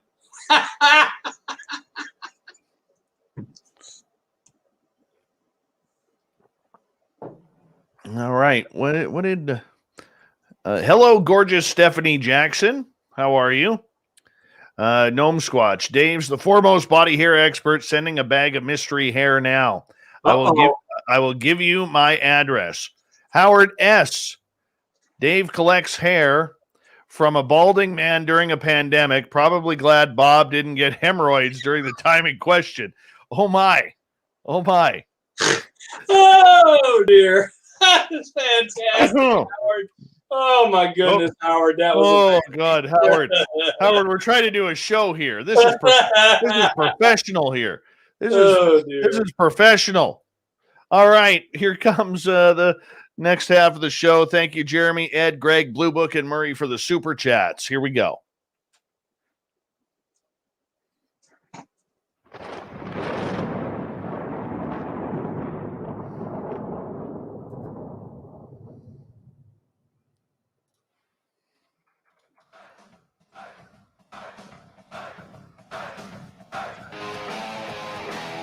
We passed the halfway point of Spaced Out Radio tonight.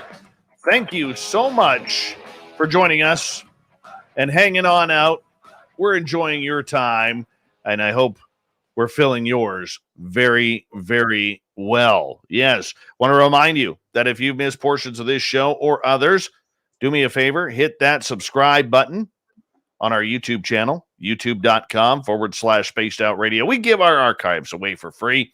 Also, our website, spacedoutradio.com, where we have a plethora of features for you, including rocking out to Bumblefoot and reading up on Captain Shirk's SOR Newswire. Follow us on Twitter at Spaced Out Radio and on Instagram at Spaced Out Radio Show. Science Bob is here. Bob McGwier, formerly of Virginia Tech University. Why now is the big topic of the night as we seem to be drawing closer to some sort of UFO disclosure here. We're supposed to figure out what's going to happen in the 180 days, which ends on June 25th. We're going to be talking a lot about UFOs over the next couple of months and after, because we don't know the result. We really don't. So we're going to find out. Science Bob, welcome back. Happy to be here while we guess some more, because that's what we're doing is guessing. We are guessing, and we're doing a lot of estimating and a lot of assumptions. But let's continue with that assumption. If you were still involved with the government the way you were, would you have a role in this? No, because this kind of investigation was not my thing. Would you work your way in? So I could have. But by the time all of this stuff came out, remember, I had left and gone to Virginia Tech. And so I would not have the ability to do the kind of things I would want to do as a professor at Virginia Tech. Makes sense. Okay. So I'm going to put you on the hypothetical hot spot here for a little bit. And I know you hate this, all right, because you're a man of science, you're a man of fact. But I want Assumptive Bob to come out, not Science Bob. So we're going to, bring out Assumptive Bob to come out. What do you think happens after the 180 days? We're going to see a bunch of pictures, a bunch of documents, a list, and I will take a look at the pictures and videos and the lists and documents and tell you whether or not it's a major revelation. Okay. So I'm going to take this a step further. Let's go to gear number 2 here as we make the shift. The clutch is in. I'm releasing the clutch as we shifted. Bob, if by chance, and I'm saying by chance, if the United States government or governments around the world have made official contact and they have been told that there is a species coming to this planet, how do we prepare for that from a governmental level? We will prepare as if we were about to be attacked.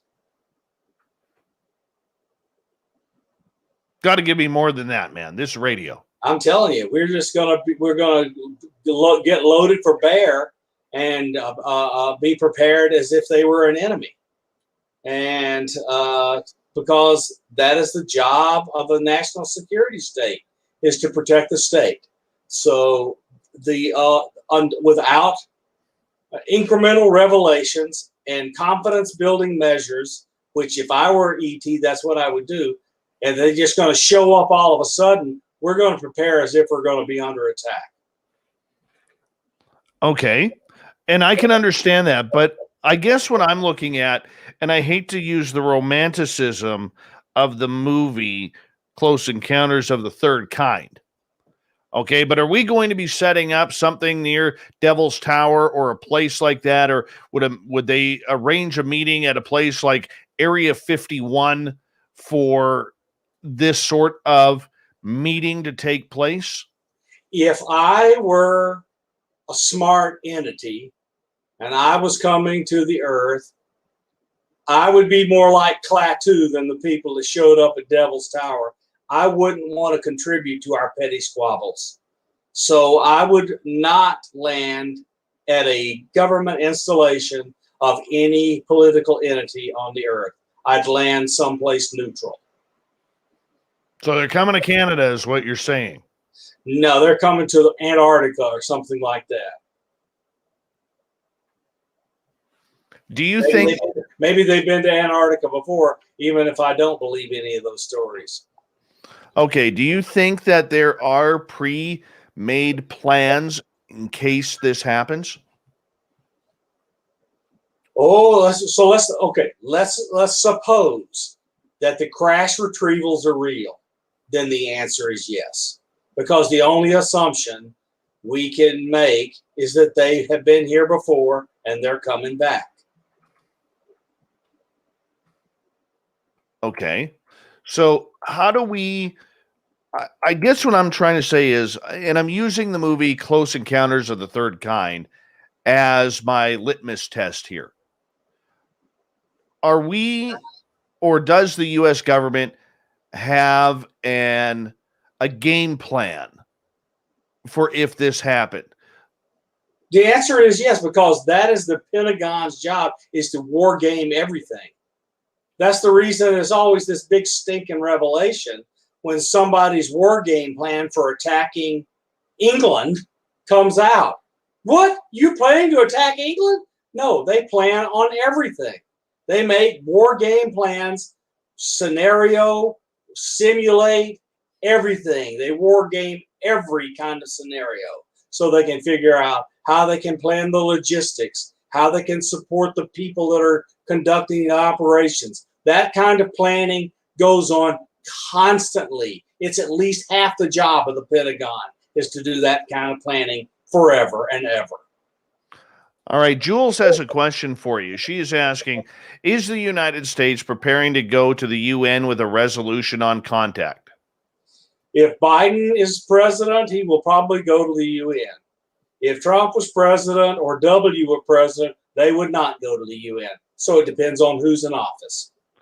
What do you think of W recently going on Jimmy Kimmel and saying that he would not talk about UFOs at all? I think look, they try to act like buffoons when this comes up, but my opinion is they're already in. Everyone read in. What pull does a former president have? Nothing. He has no political power whatsoever. He has the bully pulpit, and that's it. He retains a security clearance, but he has no operational authority. Okay. So if the aliens did call and were making an appointment to meet on this planet at such and such a date, even if it was neutral ground like Antarctica, would every country be there, or would it be an invite-only process? That is a very good question, and I just don't have the answer. First of all, Antarctica is divided up into sectors, and the sectors are controlled by national entities, and the national entities have to give you permission to go there. You have to get major high-level permission to go to Antarctica, and you'd have to ask Argentina or the United States or Britain or Russia, etc., to go to Antarctica if you want to go anywhere. So could we see a country like, I'm just going to throw one out here, Ethiopia or Malaysia going to a meeting like this, or would it have to be? No, they'd have to be under the protection and auspices of another country. Mark is asking, Science Bob, are you intrigued by this topic or worried? I'm both intrigued and worried. I'm intrigued because this is really interesting. We don't know what this is. And if, to the extent the government does, they're covering it up if they know anything, and they may know nothing. So it's very interesting. And given my personal experiences, I am intrigued. But having lived 3 decades working for the national security state, I can tell you it really worries me that these things are constantly doing surveillance over our assets. and encroaching on them. And I keep trying to remind people that they've already conducted acts of war. The 2004 Nimitz story says that they actively jammed a fighter jet when it tried to paint them with radar inside the operating space of a carrier group. That is an act of war. And so the fleet was well within its rights to try to shoot them. Now, things flying away at hypersonic speeds in the blink of an eye, you're not going to take them out. But they were within their rights because that's an act of war.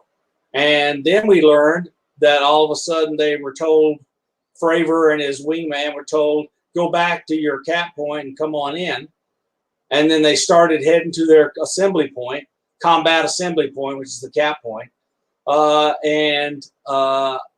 They were radioed and told, you're not going to believe this, but ET is sitting at your cap point. That means they have broken in to the electronic communications between the fleet and the aircraft, which is encrypted. That's a second act of war. These are things to be worried about. I promise you, the entire intelligence community and military establishment is crapping themselves about these things' capabilities. What are the chances that this is technology from a country like Russia or China? 0. Why do you say that so emphatically? I am going to assume that we are no worse off than we have been in the past. Russia and China have agents embedded in our government as moles, and vice versa. We would know, just like they know.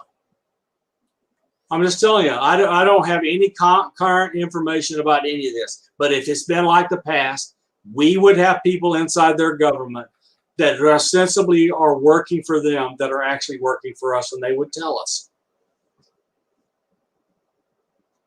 Okay. Let me ask you this question from Alicia. But if we don't even know what they are and our best jets can't even maneuver to keep up with them, how do you actually prepare? Okay, so I'm going to tell you when they started showing up in Bob's opinion. They started showing up in Bob's opinion when we started lighting off nuclear weapons. And I think that's because these nuclear weapons bother them. And I suspect that we are preparing quite a few nuclear-tipped armaments. And that really scares me. How long do you think this has been going on? Since we set off the first atomic bomb in Alamogordo, New Mexico. Maybe before. Because, I mean, look, we had Foo Fighters around the B-17s and B-29s in World War II, and so did the other side. We know now. After the war was over, we interrogated them. They had Foo Fighters too. They thought they were us, and we thought they were them. So this has been going on a long time. And if you read anything that Jacques Vallée has written, we've had these weird things going on for centuries.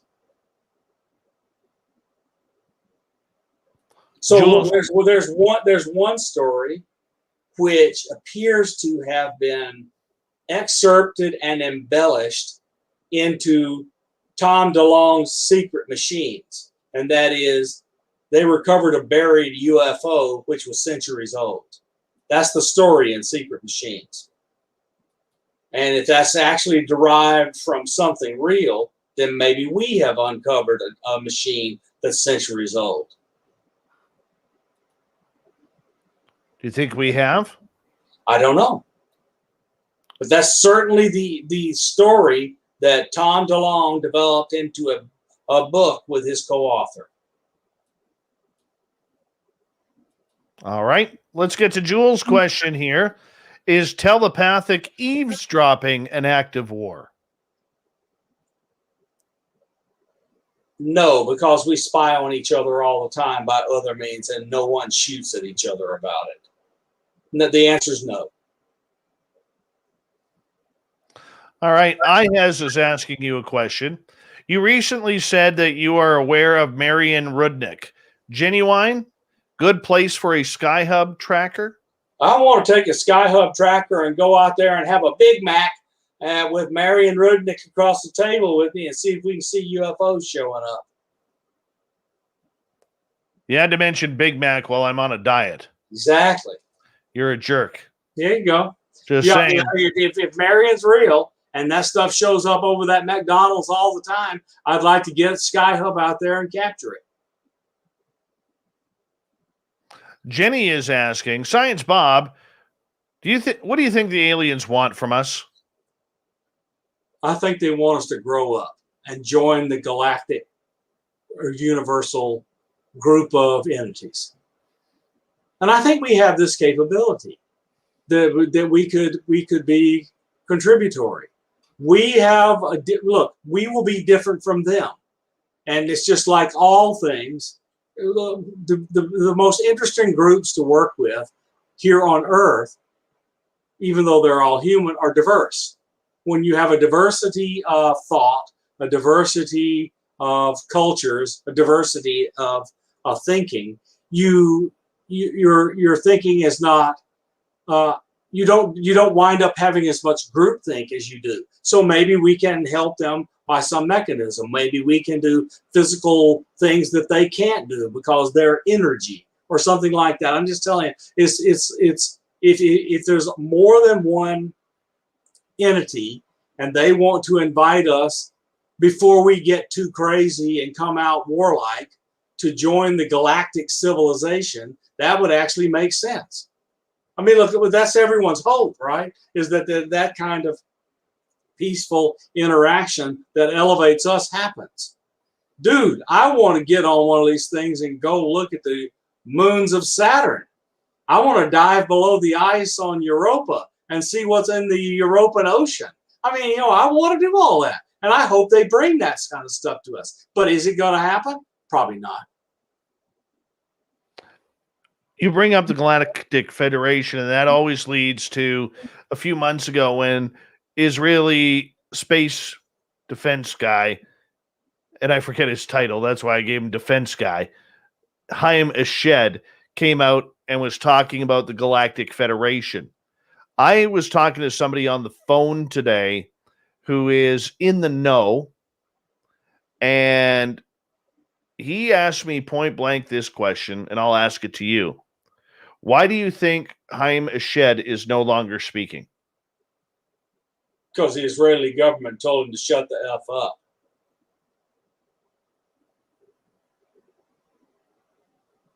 They don't play.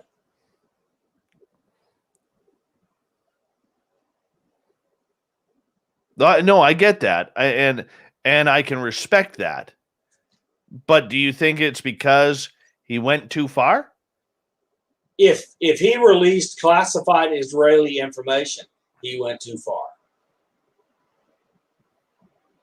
At 87 years old, I don't think he cares. He probably doesn't. And he probably says, okay, look, I need to get this out right now. Let me do it before I die.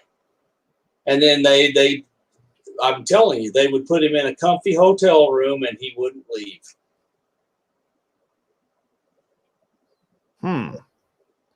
Do you think that there were other countries griping that he made such a comment, if it is true?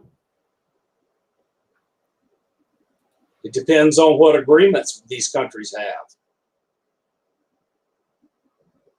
There have been lots of assertions that the United States has an agreement with a bunch of nations, like all of the South American countries appear to, given all of these crazy stories about crash retrievals, allow us carte blanche to go in and do whatever we want when they have a crash. The Lone Wanderer's Bunker is asking, Bob, do you think we should be preparing for war? I'm telling you, it doesn't matter what I think. We are. We always war game any scenario. That is the national security apparatus's job. They are preparing to do the best they can. Okay. If these beings, these highly intelligent beings, wherever they're from, inner Earth, space, the future, wherever it may be, because we're broadcasting everywhere, so it is wherever you may be. If these have the technology to shut down and play with our nuclear weapons, if they have the technology to get into our communication systems, if they have the technology to jam an FA-18's radar, what chance do we have, Bob? I mean, look, are we just acting tough for the sake of acting tough when, a sign of aggression here on the planet, which humans are very good at doing, that may cause some major crap for everybody on this planet, Bob. Yeah. If they're coming in peacefully and we're going to, shoot first and ask questions later. Yep. I totally agree. But they might, after they fend us off, put Gort out on the Washington Mall. And while Michael Rennie comes out of the spaceship and says, you people can act as crazy as you want down here, but if you threaten to export your craziness to the other planets, we're going to turn this place into a burned out cinder. And then Gort and Klaatu go back in the spacecraft and take off. I mean, if they have the power you're talking about, they will arrange a demonstration. You F with us and you will pay. That's a very real threat. Of course it is.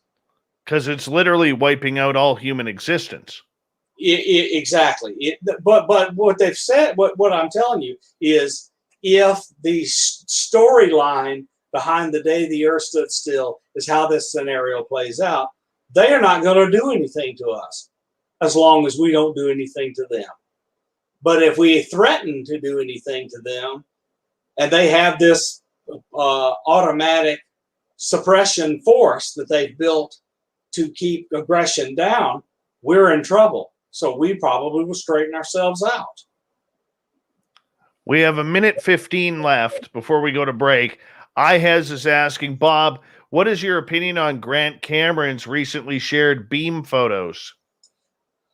So both Scott and I have been able to take out of focus lenses and make those pictures with spaghetti. It's not worth bothering because it's too easily faked. Interesting. All right.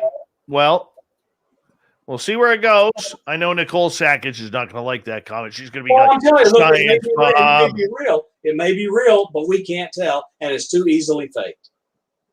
Very true. Very true. But there's always a story behind it. Always a story behind it.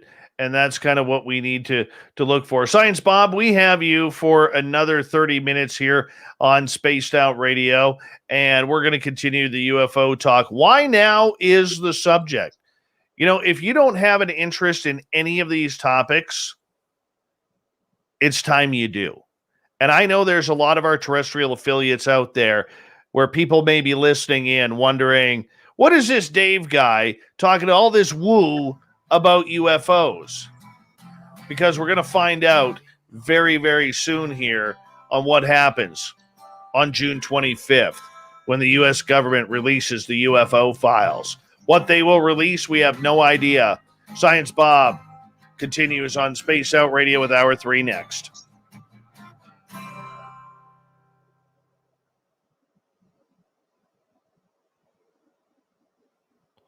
You wound up Nicole. She's saying there's always something bigger than Grant's post. I'm just saying. Which is true. What I'm telling you is, on the basis of what we've seen, I can fake every bit of that with spaghetti and my camera. If there's something else to it, great. All right, I'll let you talk with the audience. I'm going to run my dogs out. I'll be right back, okay? Yep.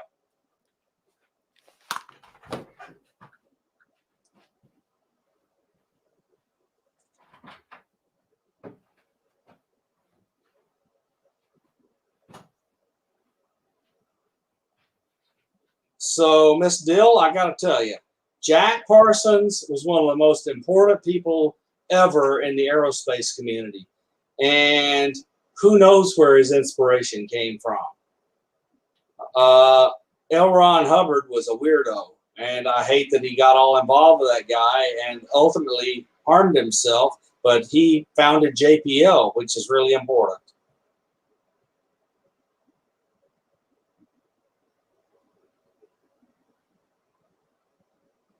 It is flying by, isn't it, Julie? It's amazing.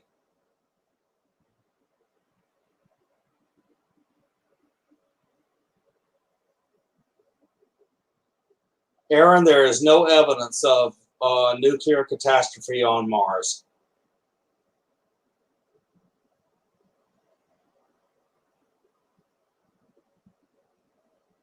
There are UAP events occurring in the South China Sea.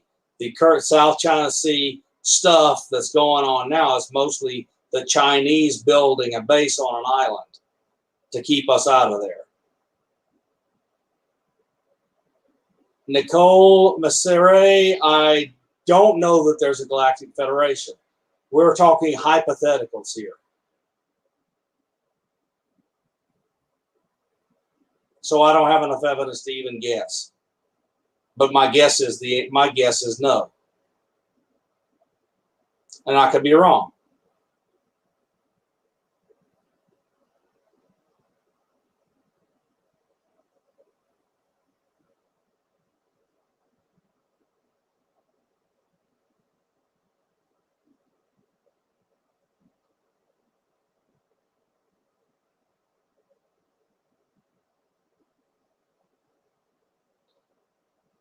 My buddy Benny's been on a roll lately.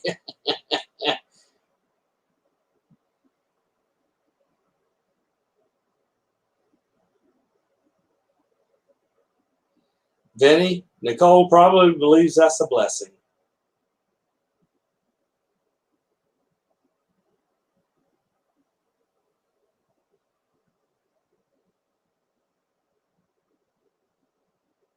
Your black cat has smoked ganja weed, Bomber?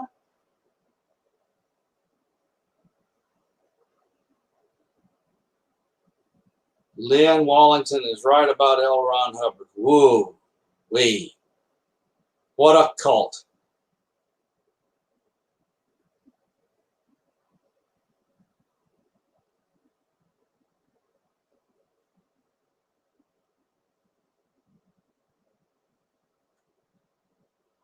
Renee, the Alabama legislature looks like they're preparing to legalize marijuana. Can you believe it? Alabama.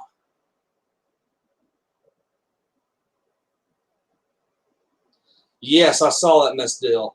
I'm going to tell you, cattle mutilations are real. There's enough evidence, FBI, etc., that they're real, and I don't think anybody has a freaking clue what's doing it. But it looks to me like a science experiment. Well, I just don't have a clue what the motivation is, what they're after. But it looks like maybe genetic material, but I don't know.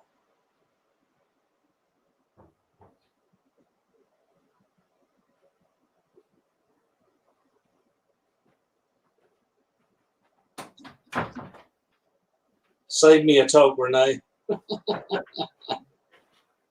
right, I am back. Bomber, yes.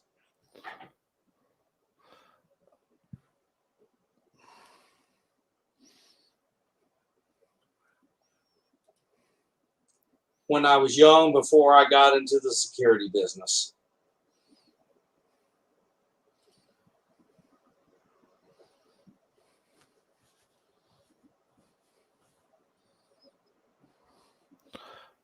Tiniest squish, that has been discussed in the Vatican.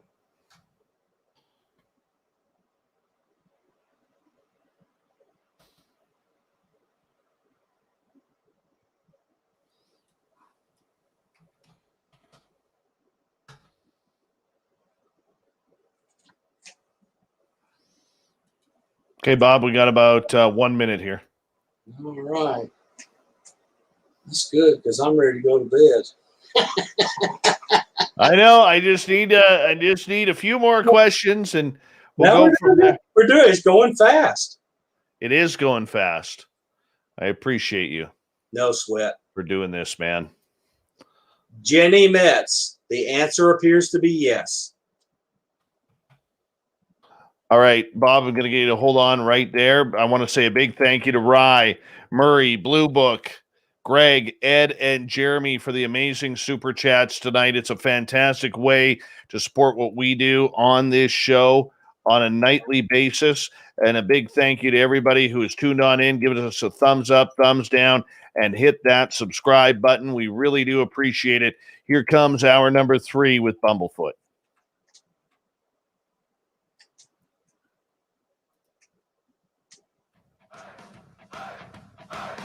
Would you like to connect with us? Head to spacedoutradio.com for all your latest show info.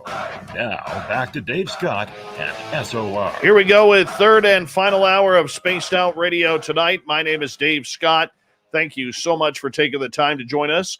We really do appreciate having you tune on in. Hello to everyone listening in on our terrestrial affiliates around North America and digitally on KPNL, Revolution Radio, and TalkStream Live.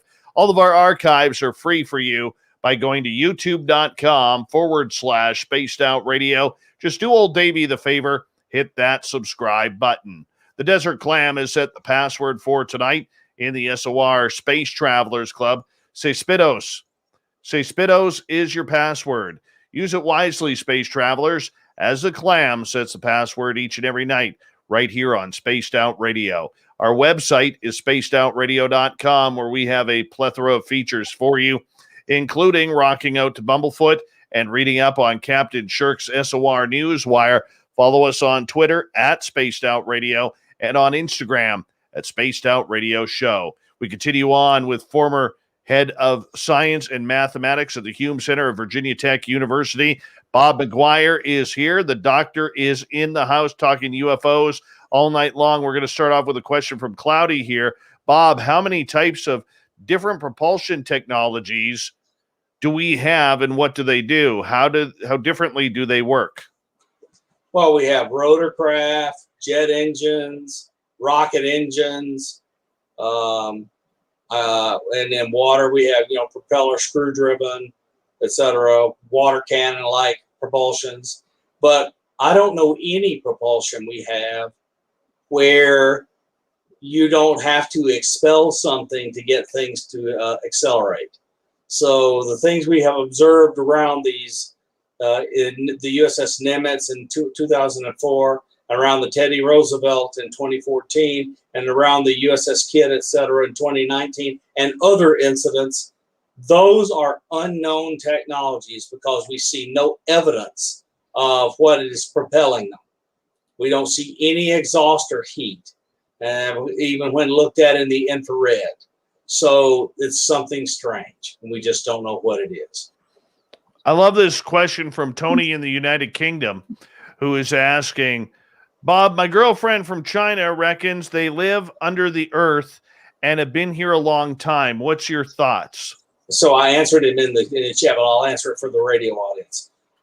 I believe that is more probable than extraterrestrial, because right now we have no clue how they would travel from a star to here without some kind of strange warp drive. But if they're already here, they don't have to travel that far. And so then all they need is anti-grav to do what they're doing, not a superluminal travel engine. So I think it's more probable they're here and living underground than they come from another star. But again, I have no evidence. That's a guess. Bob, when we talk about technology and the way it is, and everybody discusses this, these propulsion technologies that they are showing, okay, these craft, whatever they may be. And now we're learning about UFOs, and potentially it's going to turn to aliens. Is it so much about the technology now, or is it more about what is coming and what we need to prepare for, which means we could see fellow humanoids, fellow grays coming on this planet? I think principally we will be working hard on finding out and understanding the technology, because if we do not understand the technology, we can't understand whether or not they have weaknesses, and if they have weaknesses, whether or not we can attack those weaknesses, because we are preparing to defend ourselves. So technology will be the top of the list, and it always has been. That's always been the reason. See, I look at it maybe because I'm an experiencer myself. I look at it that it's about the meeting of whatever else or whoever else is out there. Is it well, from that's what they want. I'm telling you what we want. What our governments want is the technology. And you just talk to Melinda Leslie or anyone else you know who has had a MILABS experience. Every one of them work with the technology when they are taken.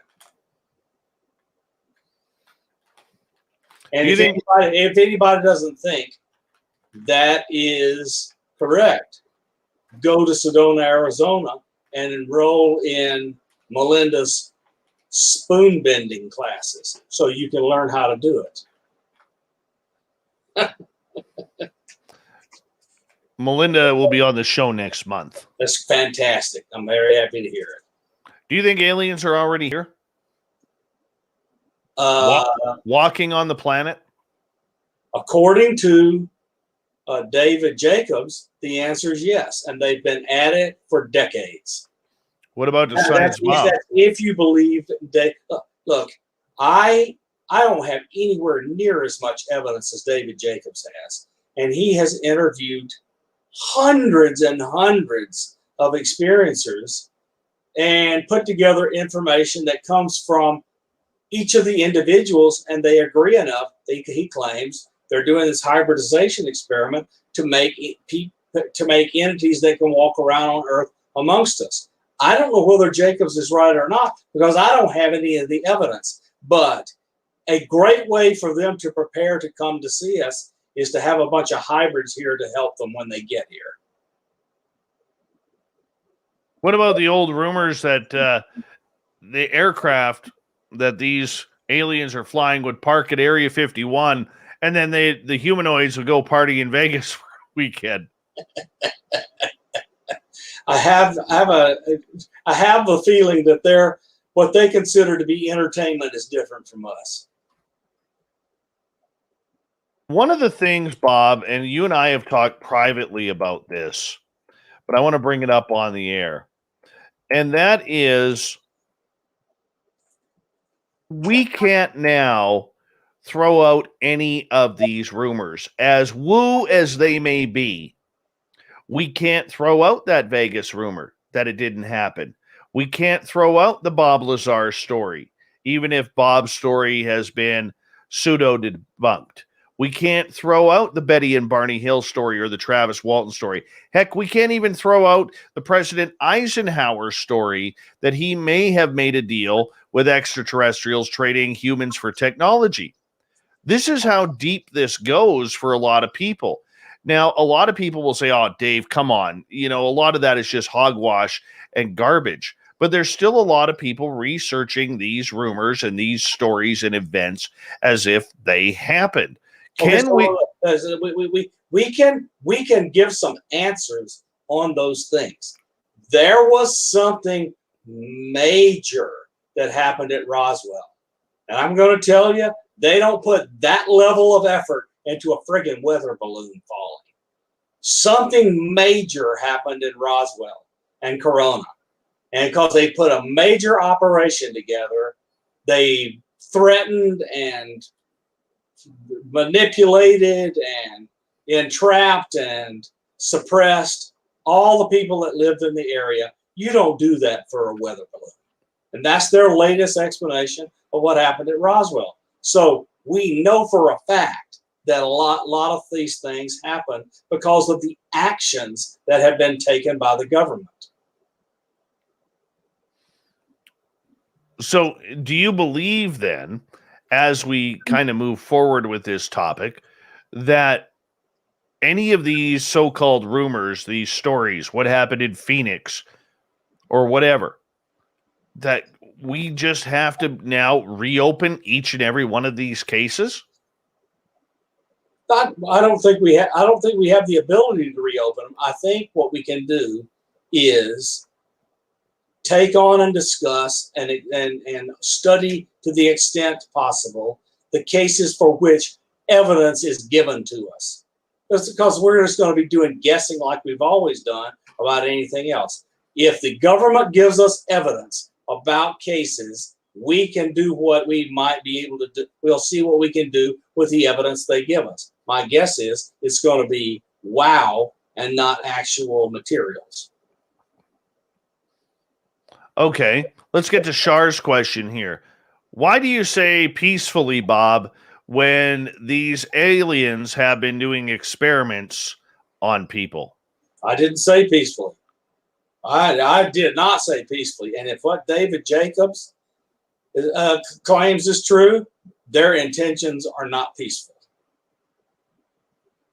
And if the people inside the national security apparatus in our country and others believe because of their own evidence, those things which David Jacobs is telling us, they are preparing for war. Let's go to George's question, who is asking, do you believe Bob Lazar's story? You know, I believe enough people around Bob Lazar that there is some element of truth to what Lazar said.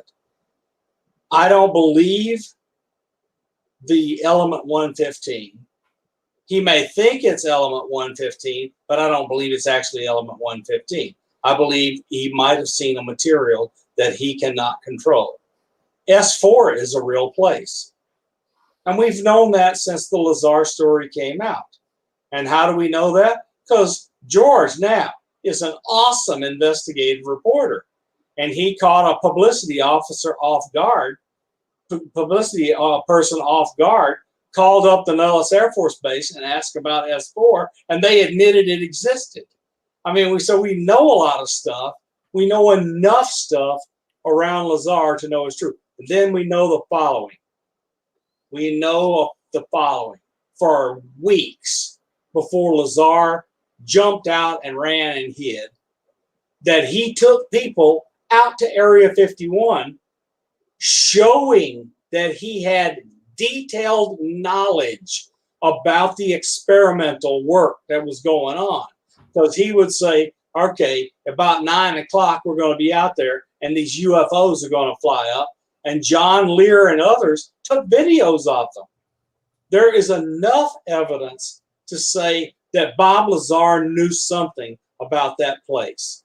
Is everything that Bob Lazar told us true? I don't believe everything he told us is true. What do you think he's lying about? I'm not even sure that he's lying. He could very well be mistaken. His bona fides as a high-level physicist are crap, which is what drove Stanton Friedman crazy. It's because everywhere they went, he took a class or two maybe, but he was not a deeply enrolled and practicing student of physics or engineering.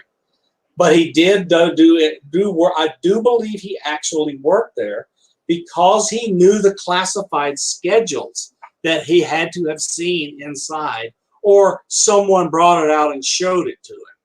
One or the other, there are enough elements of truth in Lazar's story to believe it's worth investigating. Do I believe in element 115? Will Knapp and what's his name claim that they know about it? And Knapp has seemed to have implied he knows basically where it's hidden. And if it's true, I hope before Lazar dies that we get access to it so we can test it. I think Sarfati's full of crap. I didn't even know you noticed that. I don't even know you noticed that. All right. Let's get to George with a follow-up. You all see that Amazon is testing hand recognition devices like Lazar described, though. I mean, there's a lot of truth. There is indeed. And I'm not saying everything that Bob says is a lie. I'm saying he says enough stuff that's just really hard to get that I don't believe some pieces of it. But there's enough stuff that's proven. Look, Goodall went to the Pentagon with Bob Lazar's pay information and got himself reamed out by a 2-star admiral for ever even bringing it up. And so Goodall knew that it was true. So his pay from EGE, his ability to know the schedule of the tests, and John Lear and others going out there and seeing it in video, and it says Bob Lazar has elements of truth to his story. I don't know how much of it's true. Nikki is asking, why would the government search Lazar's home or other buildings?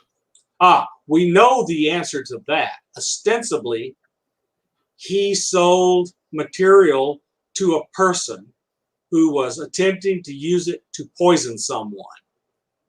Now, that's the story. Whether it's true, I don't know.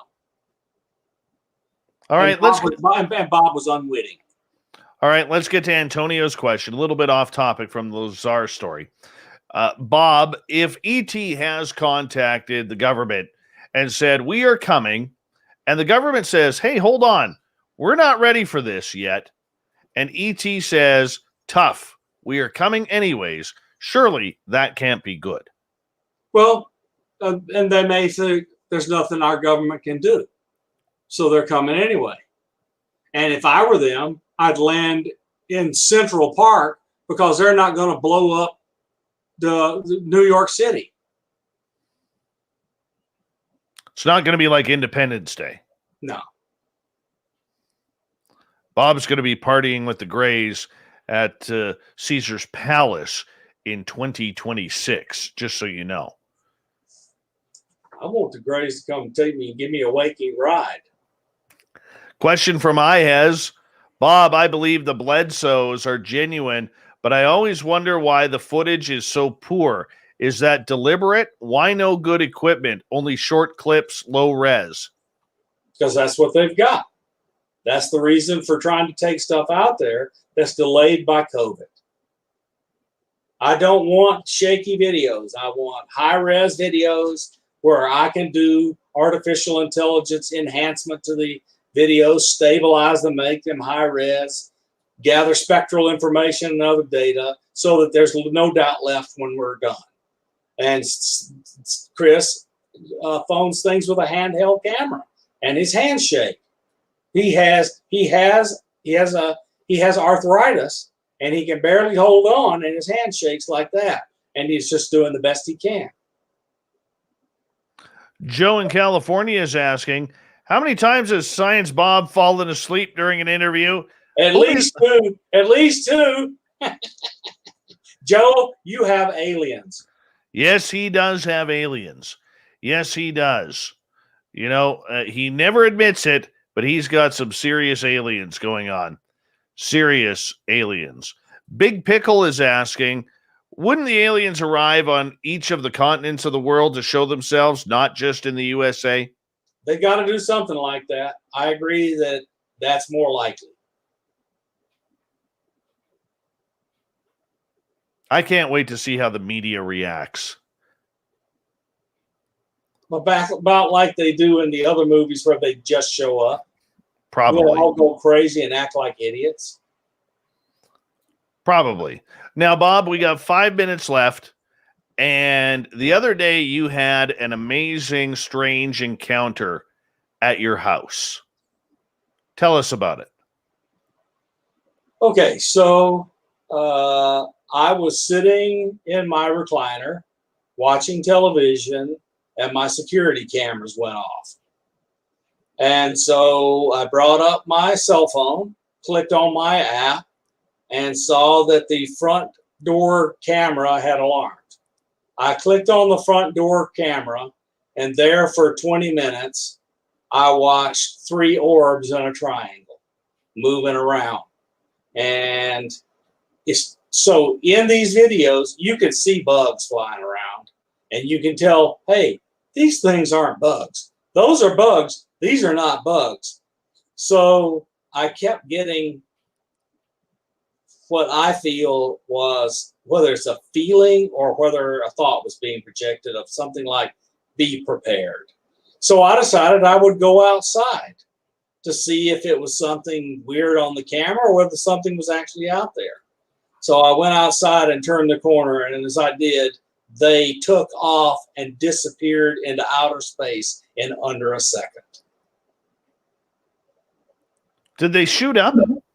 Straight up. Now, how big were these orbs? About 3 or 4 inches across to the camera and to my eye. But I've looked at these videos, and there looks like there's something ephemeral or hidden that's in the center of the orbs. So I'm not sure there's not something solid inside these orbs, but these orbs are pointing out the edges. It's weird. It's really weird. You've seen the video. It's weird. I have seen the video. And so has Nicole. And I guess what I'm saying, like for you, I mean, do you think that this was some sort of anomaly, or do you think this was some sort of contact? Oh, I think it was contact. Why would I hear be prepared? That's contact if I'm getting information. And I'm not imagining it. But look, I mean, I sit in my, for months, things have been flying by my window that look like those orbs I saw in the pine trees with Chris Bledsoe. We've been having these things happen all the time. This is the first time they go, you're not paying attention. Let me show you for real. And then with the message, be prepared. And I don't know whether it's be prepared to take a trip or be prepared for us coming or whatever. I hope I get to take a trip.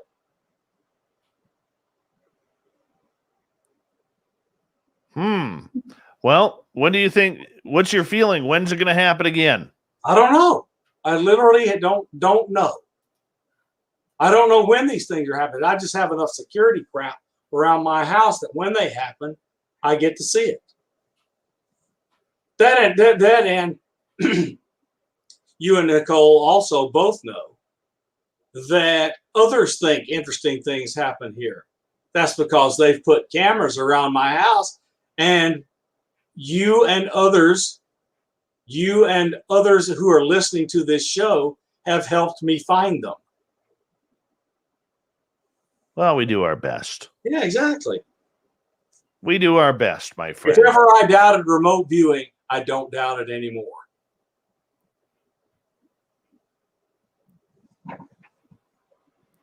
Wow. Very interesting, Bob, tonight on a big show about why now. When do you think we're going to see anything before June 26th or 25th? You got 30 seconds. There's going to be a rolling wave of release of stuff until June 25th to prepare us for, and if we see a rolling wave of releases, you can bet June 25th is going to be an explosion.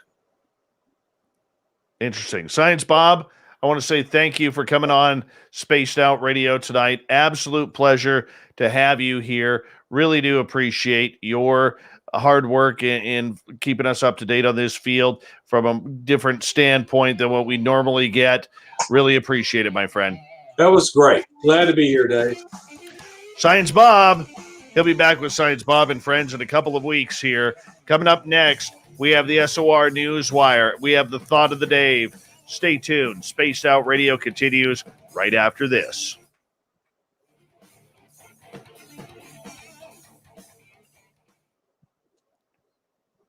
Potted down the wrong one. Oops. Thanks, Bob. Bless you, buddy. I'm going to go ahead and take off. Yeah, you go. I'll get you out of here too. All right. There we go. Science Bob. All right, I got to get the news ready here.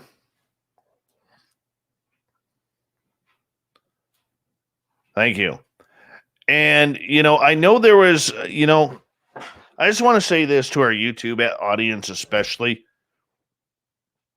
Okay. I'm not looking for sympathy or anything like that. But when I have a guest who doesn't show up like we had tonight, when it is getting close to showtime and I'm putting the tweets out for the show, and all of a sudden I am scrambling on social media to find a fill-in guest so you don't hear me speaking for 3 hours. Please, I know the majority of you, like 98% of you, will understand what I'm saying, okay? But Bob did us a big favor tonight and bailed us out.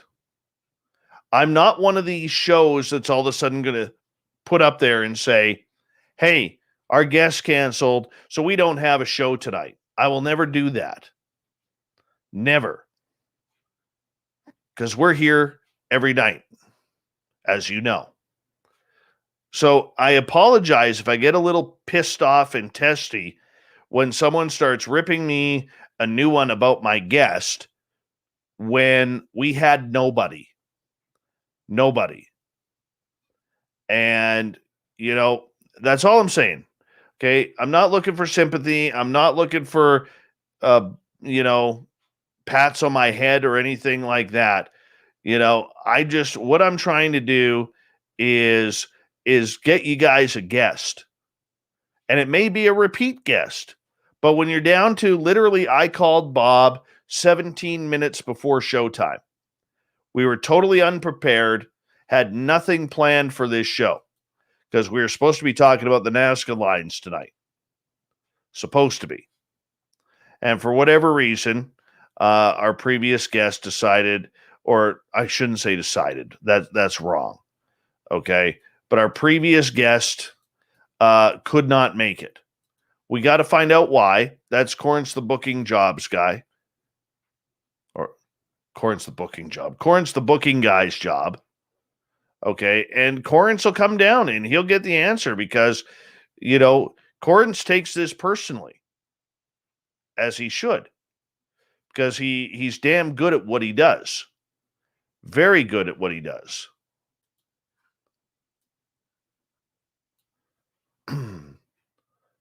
But, it's just I don't know. I get fired up when people get pissed off like that. It's, and I'm like, I'm damned if I do, and I'm damned if I don't. So, oh well, shit happens. And that's the way it is.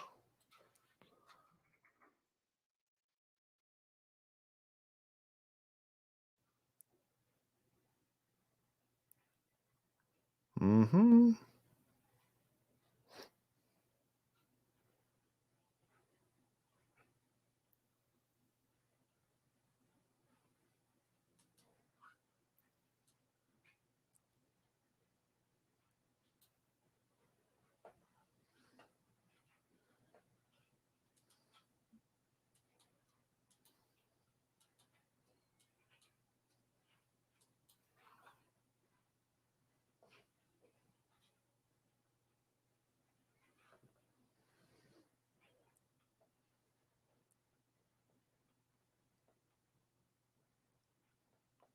Yeah. Now, usually there's, when a guest bails, there usually is a logical explanation.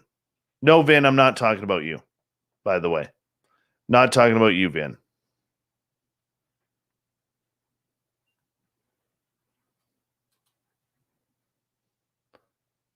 But I mean, sometimes you just don't have a choice. The show must go on.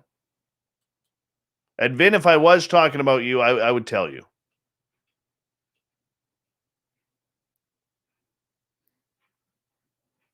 So, either way, I'm happy with it.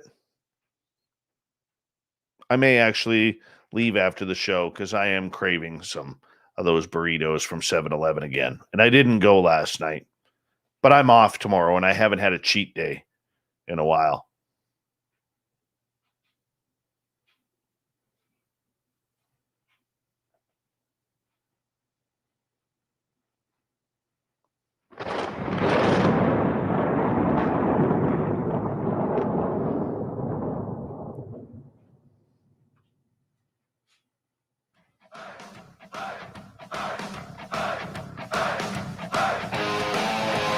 We've rounded third. We're heading for home tonight on Spaced Out Radio. My name is Dave Scott. Thank you so much for tuning us in. We really do appreciate earning your listening ears. Want to remind you that if you've missed most of this show or others, you can check out our free archives by going to youtube.com/Spaced Out Radio. Just do me the favor, hit that subscribe button. Our website is spacedoutradio.com, where we have a plethora of features for you, including rocking out to Bumblefoot and reading up on Captain Shirk's SOR Newswire. Follow us on Twitter at Spaced Out Radio and on Instagram at Spaced Out Radio Show. Now, we got to get Captain Shirk's SOR Newswire. We do. Where's the theme song? There it is.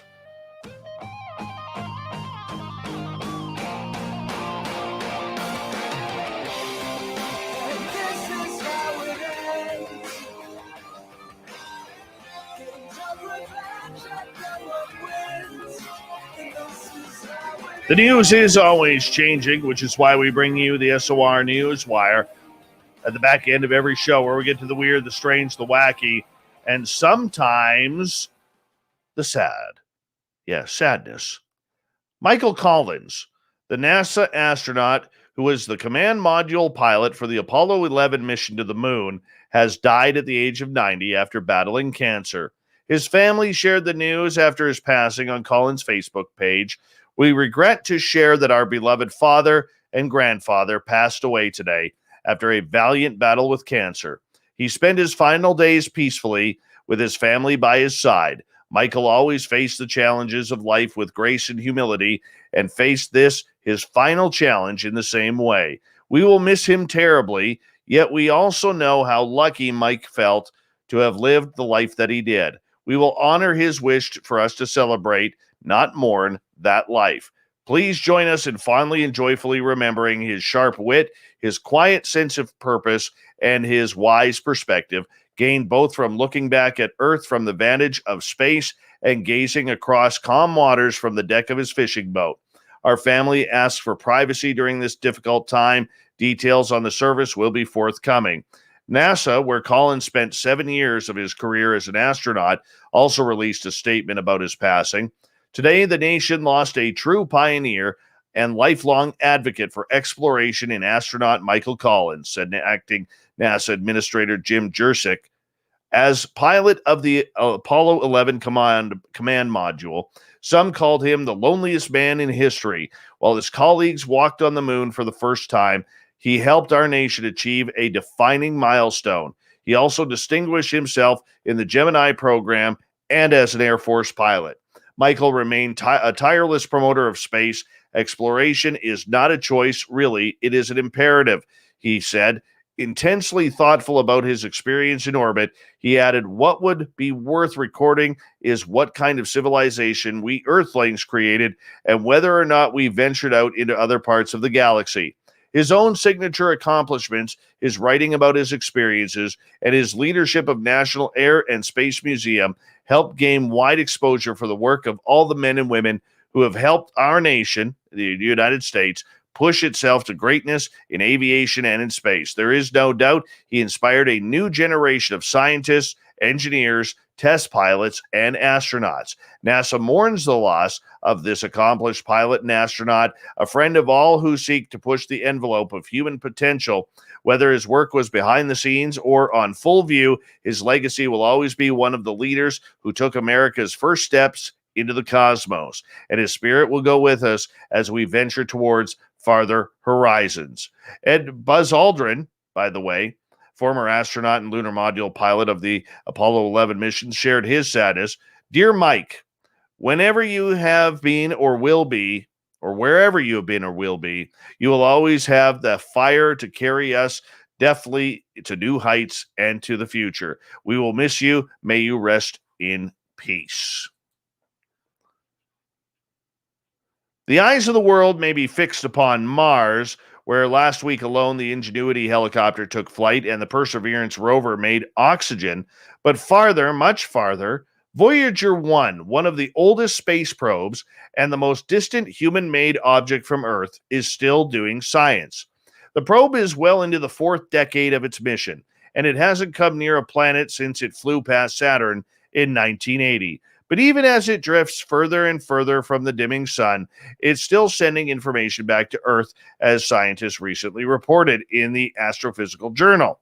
For decades, Voyager has been sailing away around 11 miles every second. Each year, it travels another 3.5 AU, which is the distance between Earth and the sun away from us. Now, it's sending messages home even as it prepares to leave this solar system behind. There are multiple ways to think about the edge of a solar system. One is a boundary region called the heliopause. That's the frontier where the solar wind, the soup of the charged particles continually thrown off by the sun, is too weak to hold off the interstellar medium, the plasma, dust, and radiation that fill the bulk of space. When Voyager 1 left Earth in 1977, nobody was really certain where the heliopause was, according to Bill Kurth, an astrophysicist at the University of Iowa who has been working with Voyager 1 since before it launched. Some scientists then even thought the heliopause was as close as 10 or even 5 AU around the orbits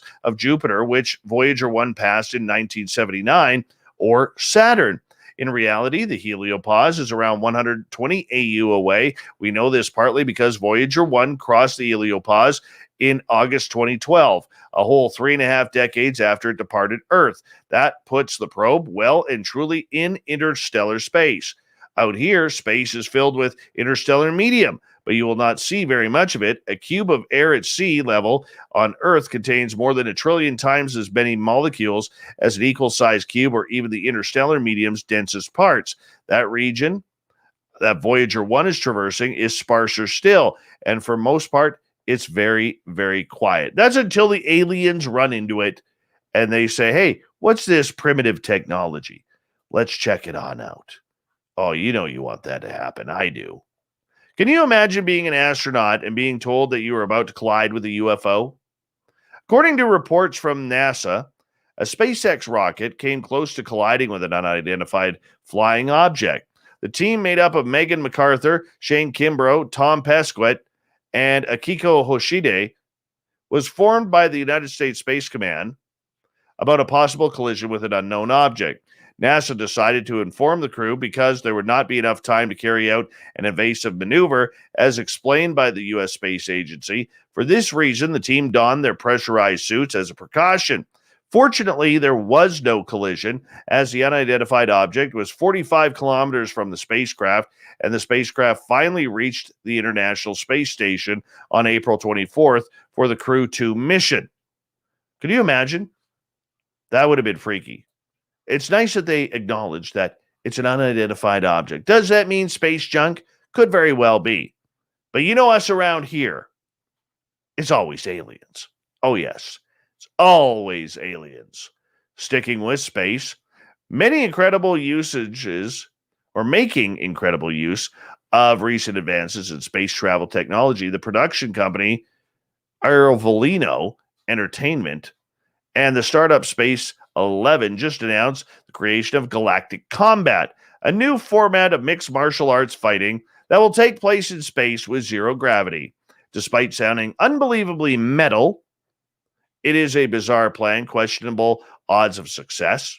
As Space News senior writer Jeff Faust highlighted on Twitter, Galactic Combat will take place on a specially designed spacecraft with a built-in fighting capsule as it orbits the planet every 90 minutes. Most of the completion seems to be focused on training for fights more than it does the fights themselves. I got to admit, I would be a sucker and pay money for this. The announcement explains that 32 of the 40 competitors would be eliminated over the course of a training program that uses components of astronaut training regiments to prepare fighters to battle in zero-G.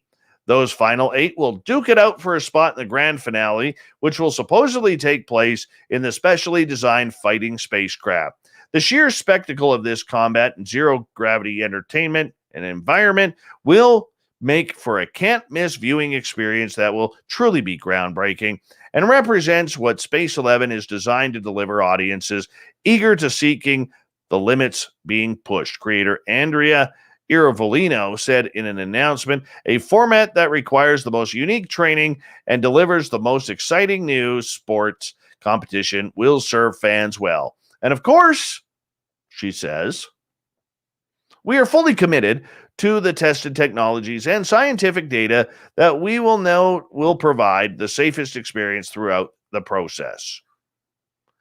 MMA in space. I'm serious. I would pay for that. I would totally pay for that. Who doesn't want to see a good brawl? Get Mook Mook the alien to take on Carl. The winner of Mook Mook and Carl takes on Diego Sanchez or whomever. Because you know Diego Sanchez is probably going to be there. He follows us on Twitter. Fan of the show. How cool is that? Former UFC champion. Okay, here's a weird one. A schoolgirl has received an incredible outpouring of support on social media after her mom revealed that her art teacher told her that her painting was wrong.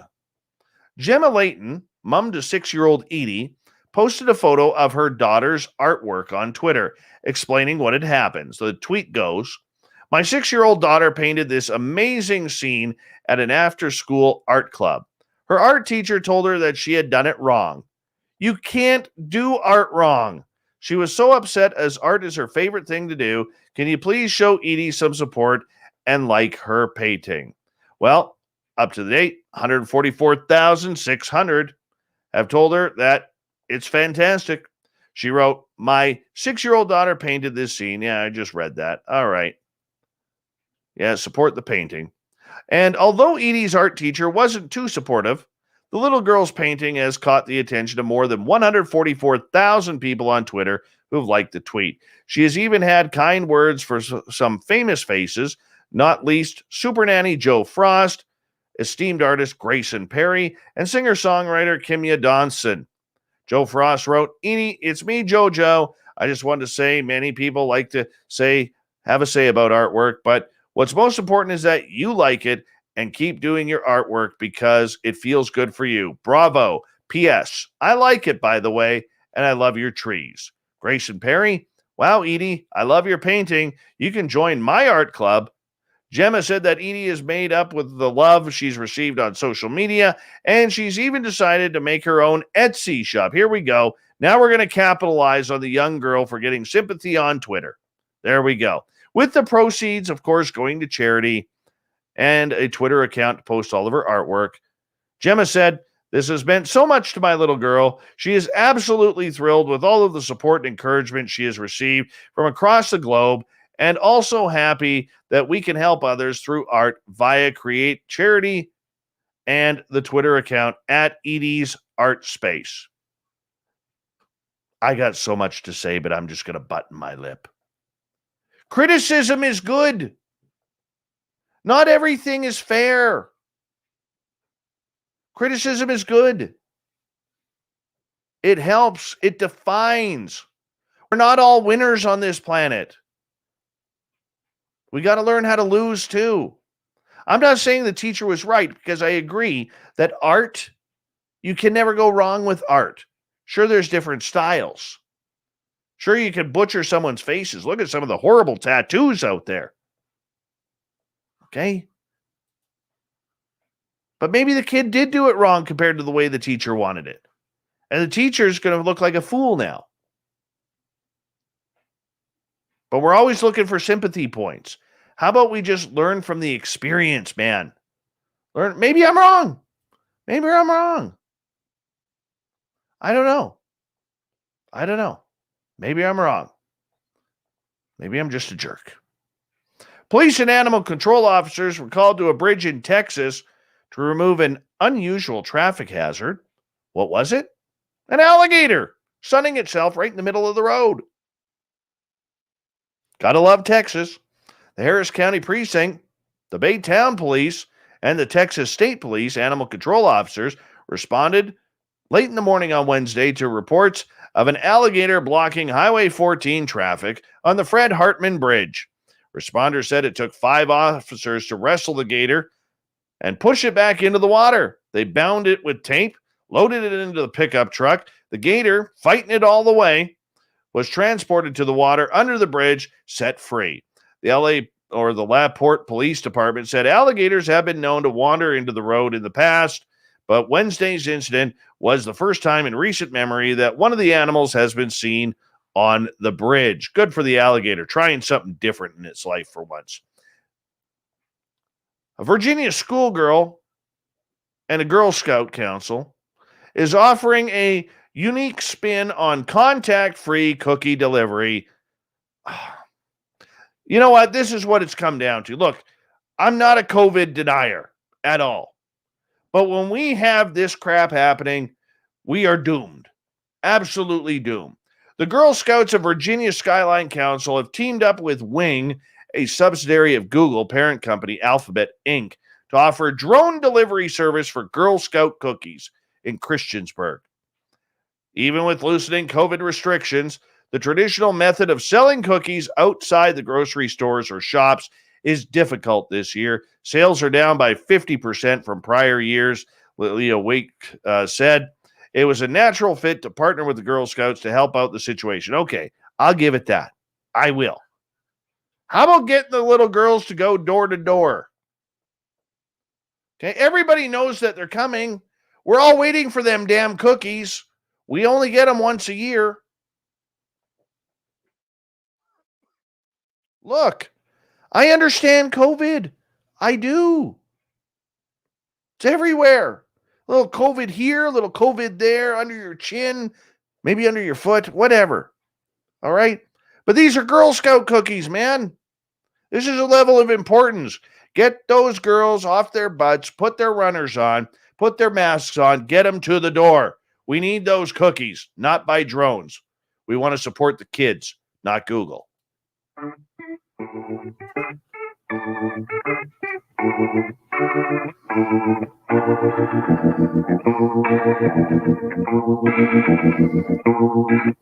Fond of the Knave happens every night at this time, where we ask a question on our Facebook and Twitter pages, then read your responses on the air because we love the audience participation around here. Today's Thought of the Dave is as follows. In your opinion, what were the Nazca lines created for? Let's go to Dirty Filth. Carl's youthful vandalism. He got a whooping from his mom when she found out. Dr. Lisa Gallineau. When I've been told they were created to help remind people that there are eyes in the skies. It's to remind us that we are valued by our ET neighbors. Mike in Manitoba. Aliens never had an Etch-a-Sketch. Love that one. The Naturalized Citizen. It's getting a lot easier to believe there are runways and GPS lines marking directions of Earth's surface. Perhaps they use plateaus as parking lots for A, large ships, the gods live on the mountain, or fleets of smaller ones. 13 Ballads. The hummingbird, monkey, and other animal figures tell me it's an artist doing it for the sake of artistic expression for the ages. Even back then, they probably guessed that sooner or later, mankind would take to the sky. No need to have an alien or deity around. Okay, sounds good. Let's go over here. Dave Altman. They're used as a T-Mobile hotspot. That's funny. Jeff. Perhaps an offering to their gods, depicting what they see and need. Perhaps each geoglyph was a representation of something they wanted from their gods, meaning spider for water, legs looking for canals, monkeys for fertile soil or crops because of being gatherers. Not sure, just a thought. Joe's Maine. Ancient graffiti designed to drive people into the 21st century insane. Scott Varden. For Nazca, who else? They were his lines, and why else would they call them that? Dave. The alien had completed a job here and left their address as to where to send the payment. Joshua. to honor the gods and provide a landing strip at the same time. Who knows? I mean, where the lines were made, there could have been highways of spacecraft at that time, and we would never know. The Earth is much older than what we think, in my opinion. Major Lee. Ancient do-it-yourself wallpaper promotions. I heard the monkey print was a bestseller. Very nice, Major Lee. Very nice. Penman. Paleolithic entertainment for visitors from space. Captain Shirk. Travelogues by off-worlders for those who visited Earth in the future. They left records of what to see, interesting bits of information, and recommendations. And of course, they were also able to find Captain Shirk's eyeglasses, which were resting on top of her head once again. Aussie Rob has a nice set of ham hocks on him. He gets the final word. So the cars could go around and around and around and stay inside the lines.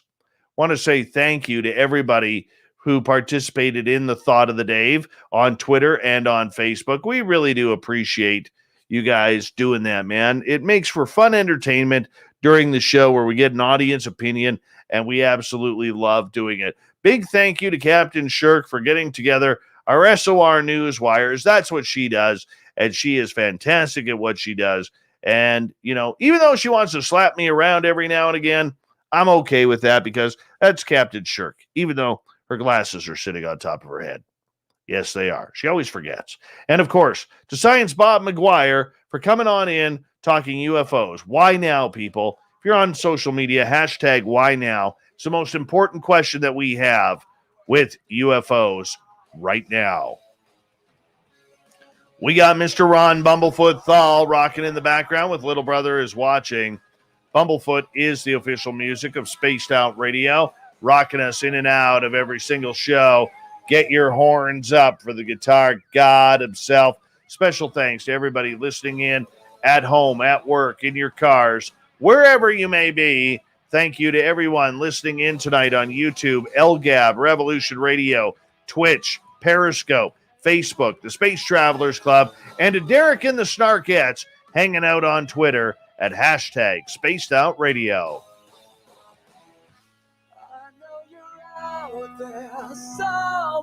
Remember, this show is copyright by Spaced Out Radio and SOR Media Ventures Limited. Thank you so much for choosing to share your evening with us, because together, my friends, say it with me, we own the night. Mr. Bumblefoot, we need a favor. We need you to take us home.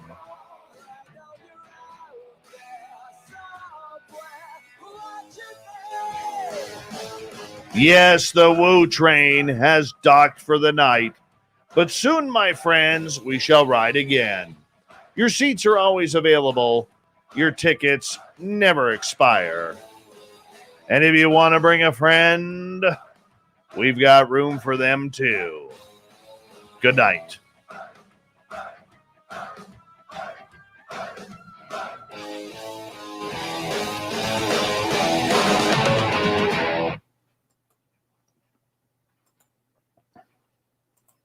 It's a good show. It turned out pretty good.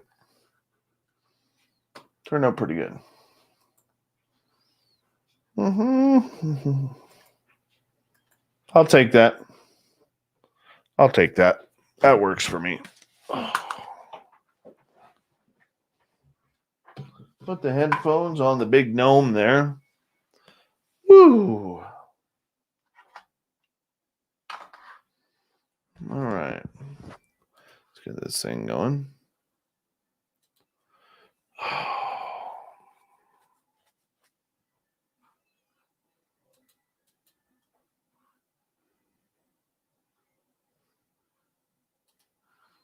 All right. Hey, Super Quest, how you doing?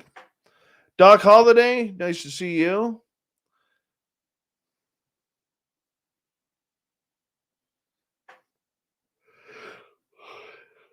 Thanks, Jenny Metz. I thought I saw Jennifer P. or Sweet Jenny P. here. Where'd she go? There she is. Sweet Jenny P.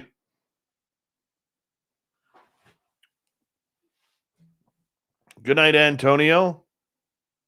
Shalaki. Deborah Davies, how are you? The dazzling Deborah Davies. There she is.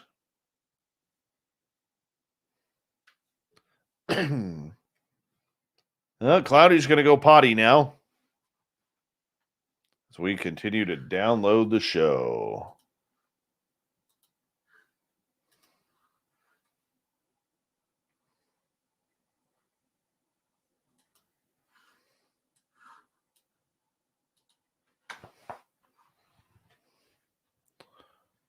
Thanks, AA Ron.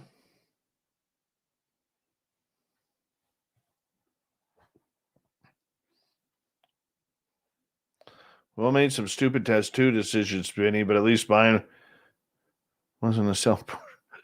Wow, Fap. Wow.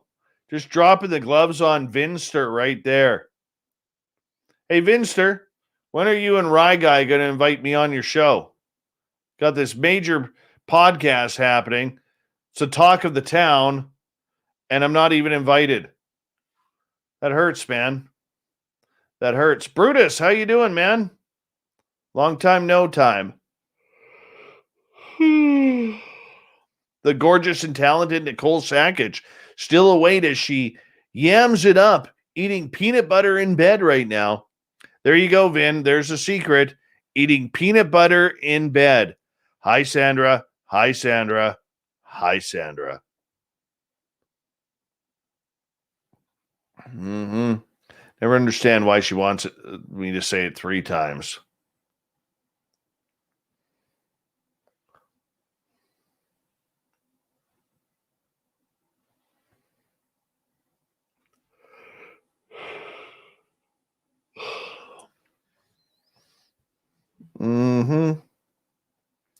Oh.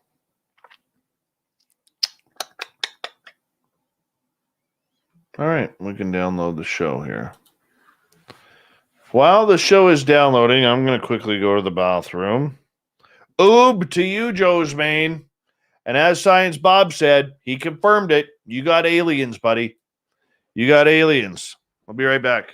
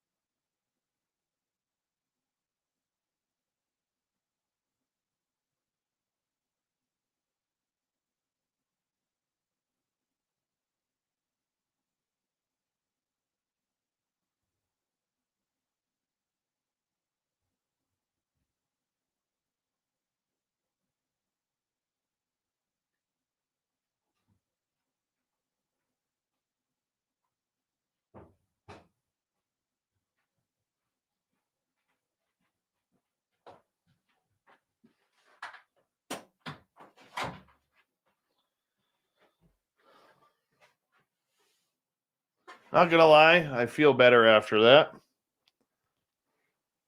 All right, let's get this rocking and rolling, shall we?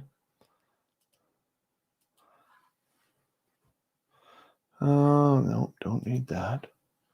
There we go. Need that one. And that one. All right, close that off. I feel so unprepared right now.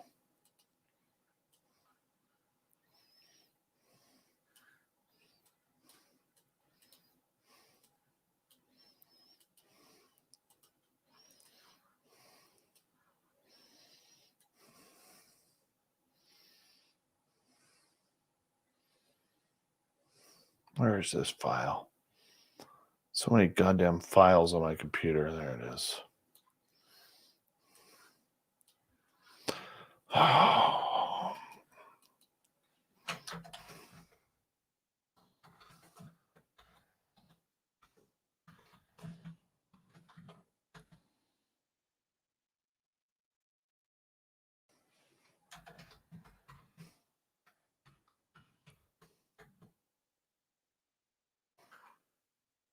All right.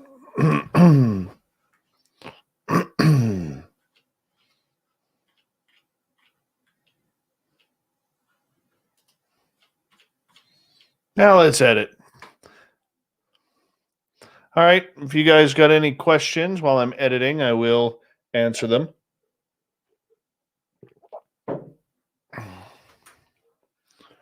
And go from there.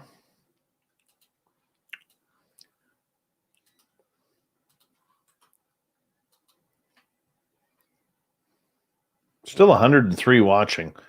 Wonder how many are asleep right now. Wake up! Wake up!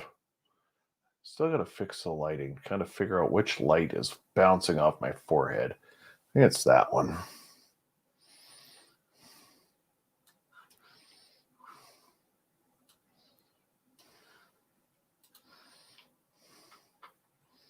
Bomber, no, I do not have woods in my backyard. I do not. I have a green belt with a walking trail back there. The woods are about 2 miles away, if that.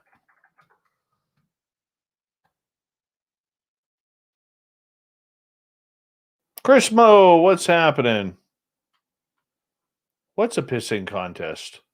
Who's having a pissing contest?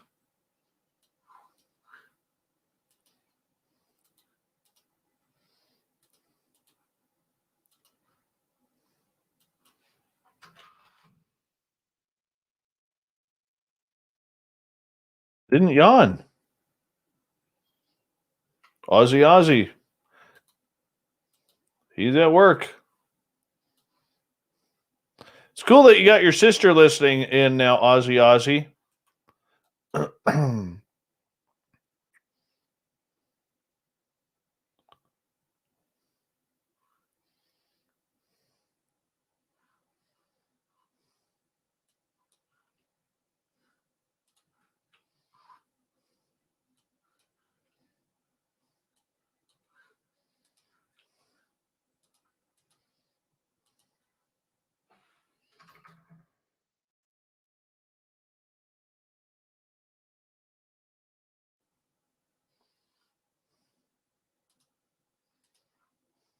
Oh, gosh, darn it. Why did I do that?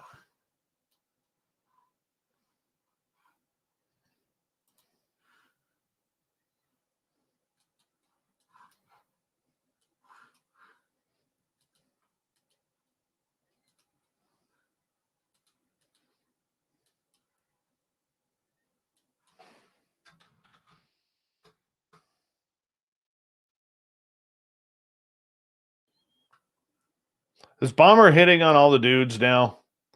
Is that what's happening?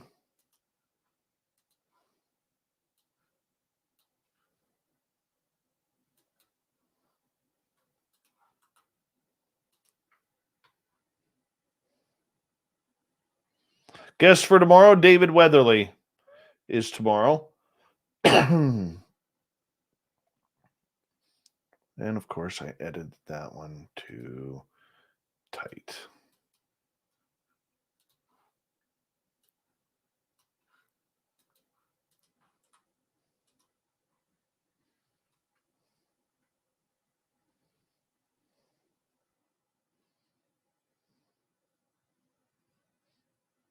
Sorry, Cloudy. That's my fault. I'll take blame for that. Where is that it there? Yeah, that's it there.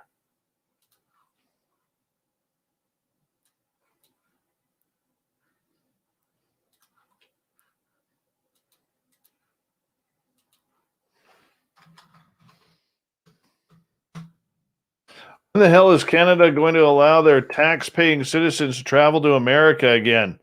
Vegas is calling. Damn rights it is, Jennifer P. Are you saying that you're coming to the Vegas party? Is that what you're saying?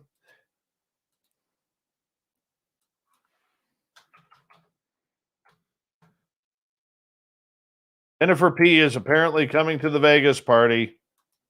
Look at that, people. Look at that.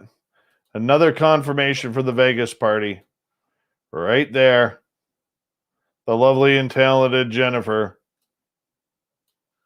We're going to have one hell of a turnout. If everybody comes that says they're coming, I bet you we're going to get like 30, 40 people there. David Weatherly, in my opinion, is one of the top investigators in the world of everything strange and weird. And it's weird because I feel so dumb compared to him. He is just so brilliant, and he's such a mentor of mine that I absolutely love him. We're going to get into monsters. He's got a new book out about the Great Lakes sea monsters. He's well known for his stories on black-eyed children, except he's tired of talking about that. But we know that question will come up.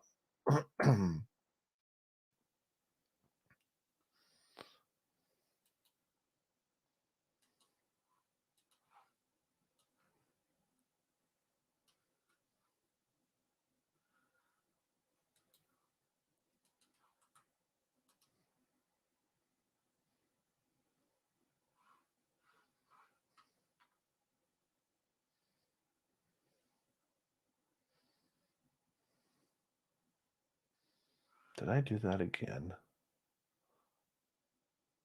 Seriously?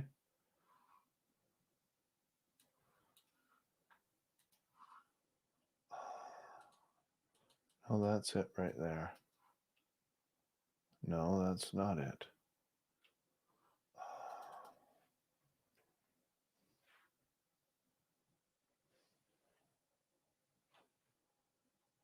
Right after this.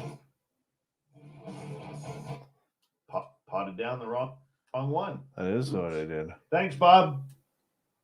All right. That is the one right there. All right.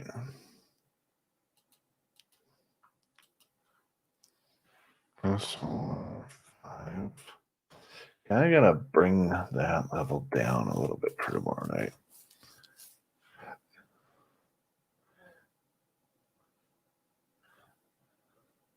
Dude, Fabster, as soon as I know,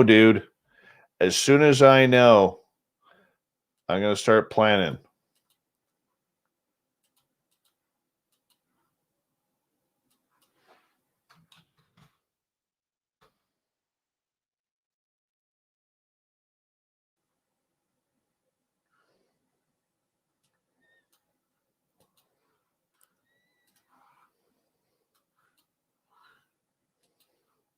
Fabster, my question is, Fabster, how are you going to wrangle the single ladies knowing that in your hotel room, Grandma Rose is going to be hanging out in there, sleeping in the other bed?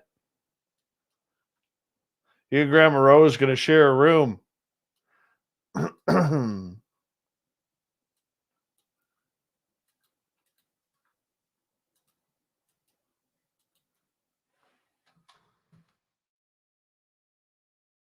Hello, the gorgeous Tina Mobley. There she is, everyone. She can't sleep, so she's decided to come play with the SOR crowd.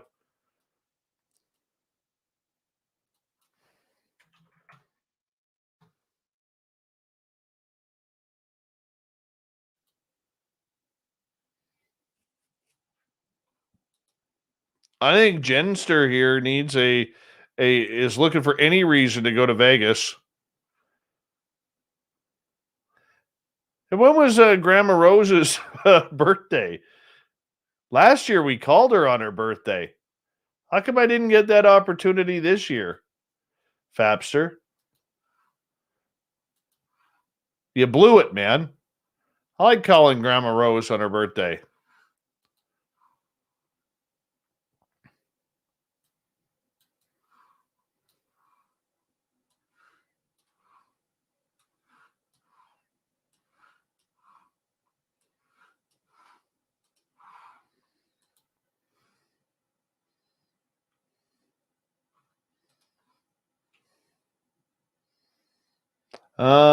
Dave, do you think we will be invaded from another planet? Yes, I do, except it's not going to be an invasion. It's going to be a hello, we come in peace. That's what I predict.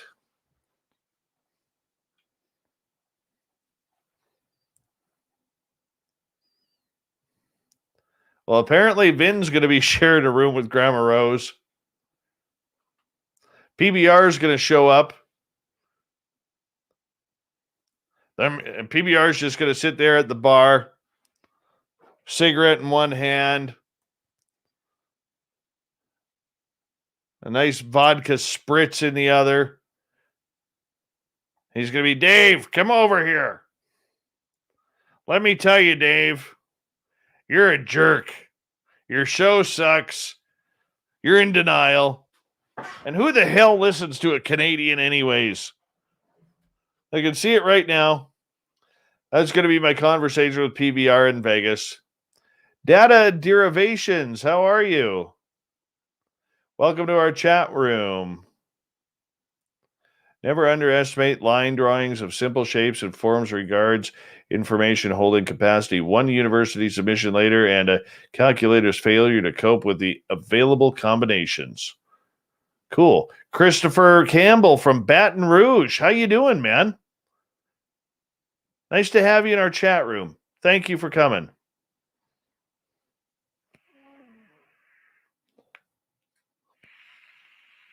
Sorry.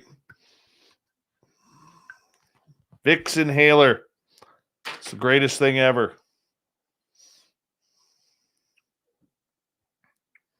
Yeah. Bomber's going to be there squeezing all the tushes.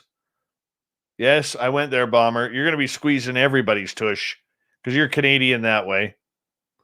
I don't know if they'll even let her across the border because they know she is a tush squeezer. Tina's not coming because she counts cards.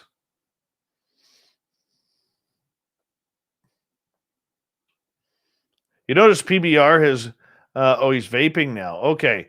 Well, vaping, still having the vodka spritz. Deborah D., how are you? We got a bunch of Louisianians here.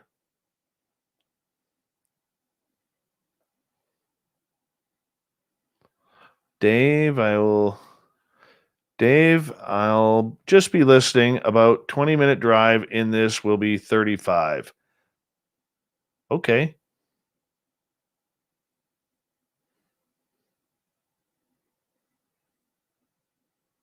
All right, is it your birthday coming up? Is that what I'm reading? I don't know.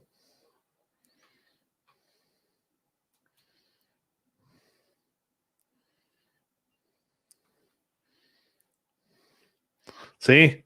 Bomber's a tushy girl.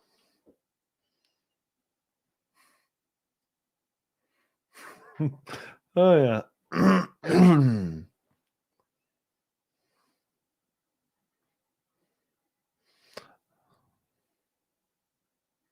Boots here. How are you? Welcome.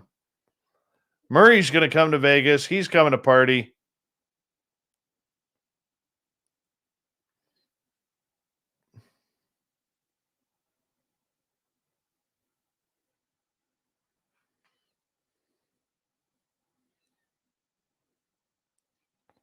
PBR, you hang out with us, man. You're going to be good. You better be there.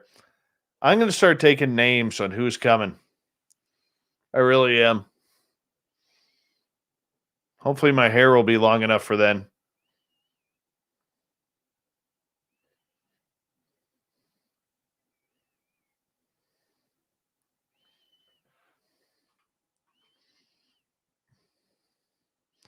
And then at about the 5 a.m. roll call, we're all going to head over to Fapster's room and pile in the shower and sing songs while he's trying to pass out.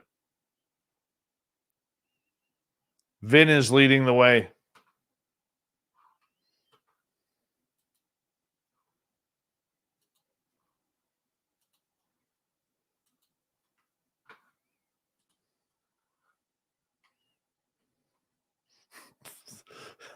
Vin just don't like Science Bob. I don't know why. Come on, Vin. Oh, Murray, I'll bring you some moose oil. We'll bring the moose oil. Don't you worry about that.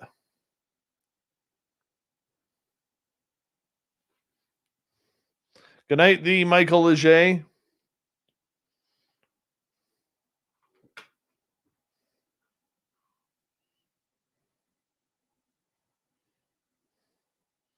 Chris Mo, I always wanted to see BC, Vancouver, the Island, Whistler, the Icy Blue Hole.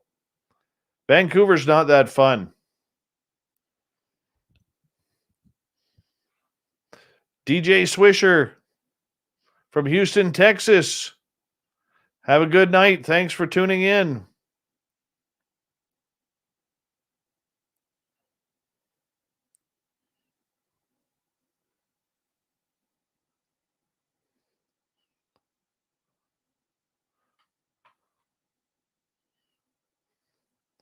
Bomber's a lady. She'll come to BC to visit Murray, but she ain't coming to see me. That hurts, Bomber. That hurts. Phew. Gesundheit. Oh.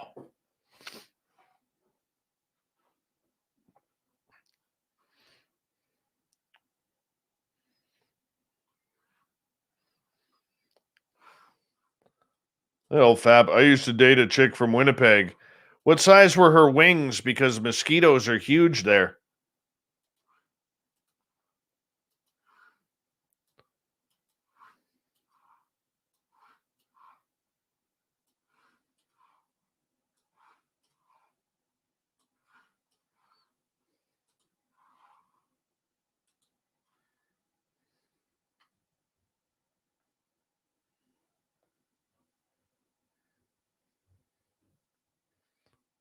What do you mean a dark mode, PBR?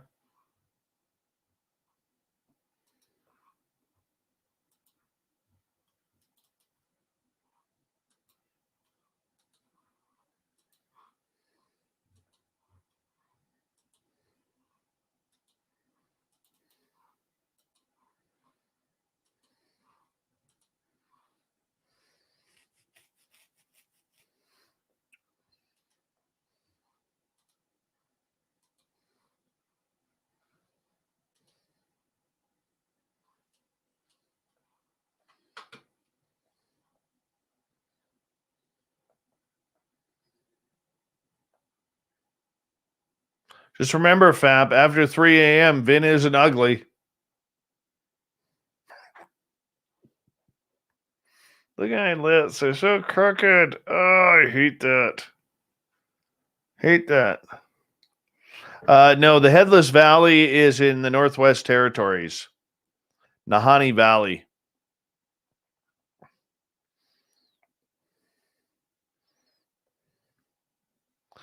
Yeah, I got to shift my lights here. I'm going to do that tomorrow.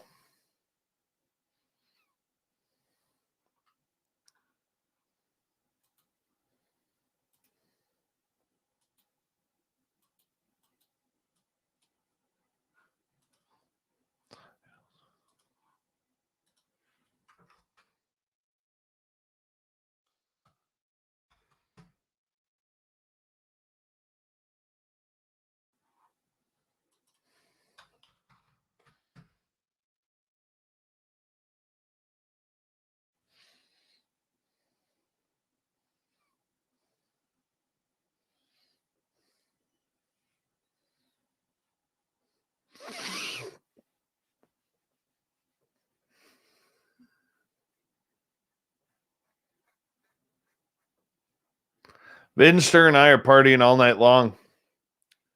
Fap will try to keep up, but he'll be in bed by 11:30 because Grandma Rose told him it's his bedtime. Grandma Rose, by the way, will still be partying with us. Just saying, Vin. It's science.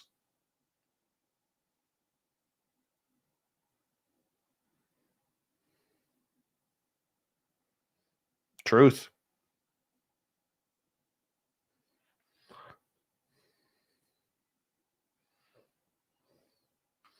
Princess Denali is going to make her way up from Texas. She's going to show us how to party big time. That's the way she does it. I'm a little concerned about this Jenny P. Her excitement for wanting to party in Vegas with us. I mean, that's quite forward and direct. I think that young lady knows how to go. I think she's a player in Vegas. She's going to go hard, gamble during the day, and party hard all night. I think that's what's going to happen. Correct me if I'm wrong, Jenny P., if you're still here.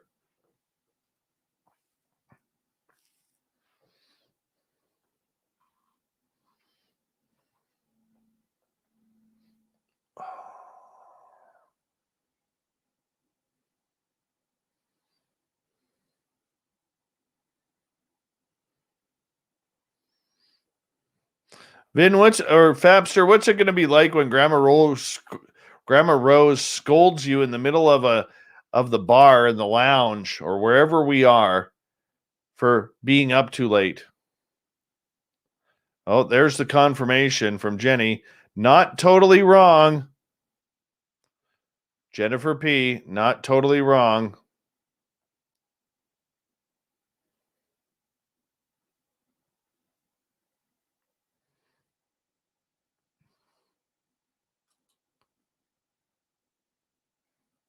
We'll go play poker during the day. I don't play poker past 8 o'clock unless I'm finishing up a tournament.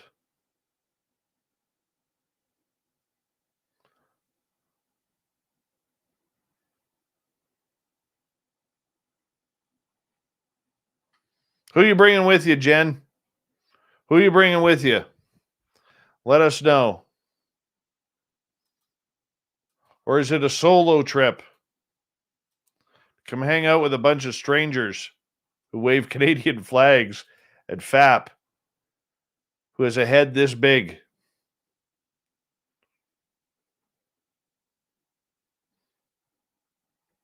Good night, D. Swagger. Oh, Vin, you got it totally right. Grandma Rose is so going to grab FAP by the ear and drag him.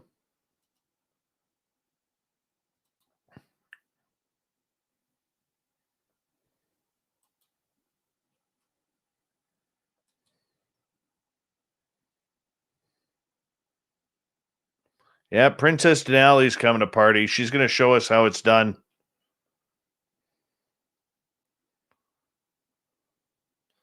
Jenny's coming by herself. She's on a mission. Poker, craps. I don't even know how to play craps. I literally, one time I was in Vegas, I sat at a craps table for an hour, just watching. 1 hour, trying to figure it out. Don't get it. Don't get it at all.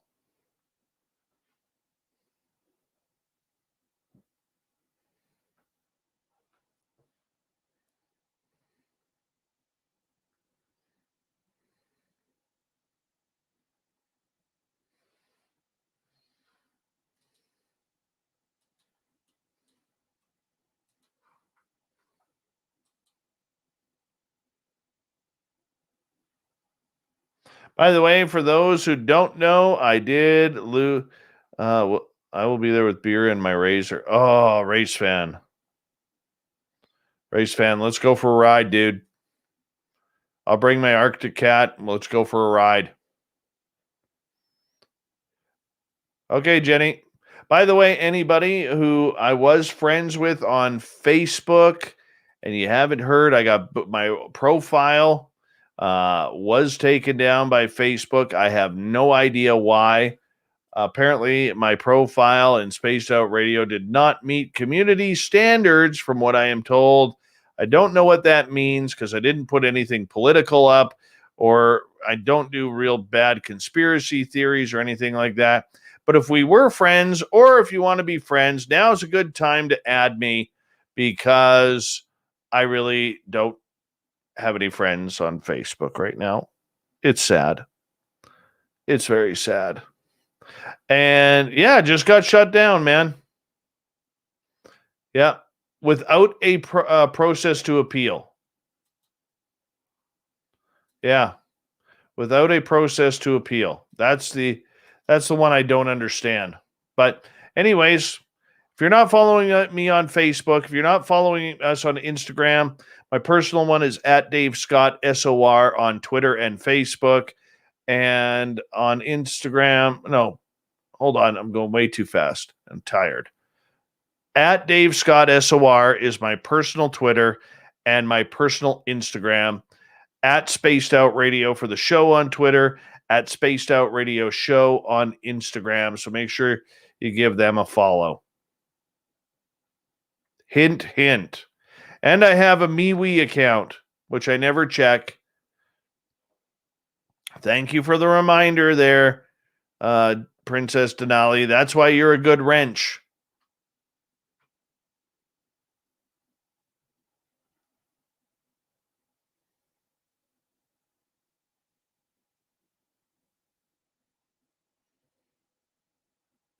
Cocaine? What are you talking about, Renee?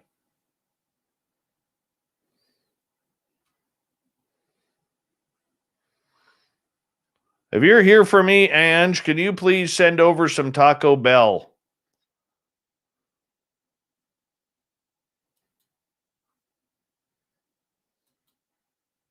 I'd love some Taco Bell right now. I would.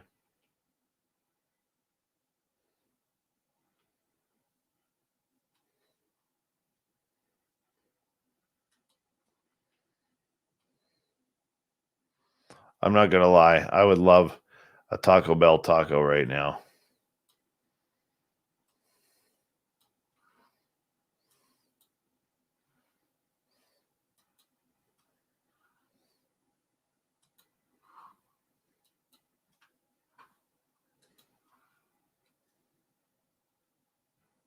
There's not much I wouldn't do for a Taco Bell taco right now.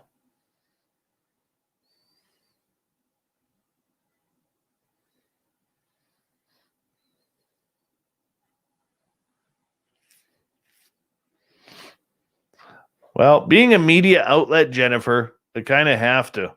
And Renee, yes, it is a Vicks menthol inhale stick.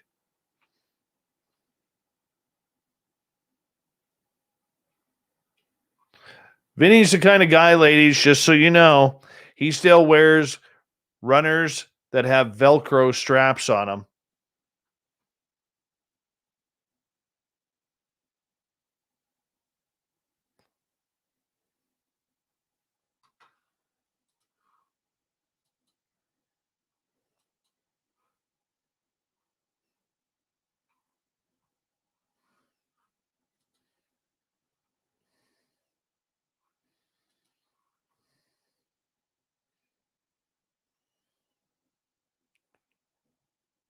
Jennifer, I bet you're an Instagrammer, aren't you? You seem like an Instagrammer. Same as you, Tiniest Squish. You seem like an Instagrammer.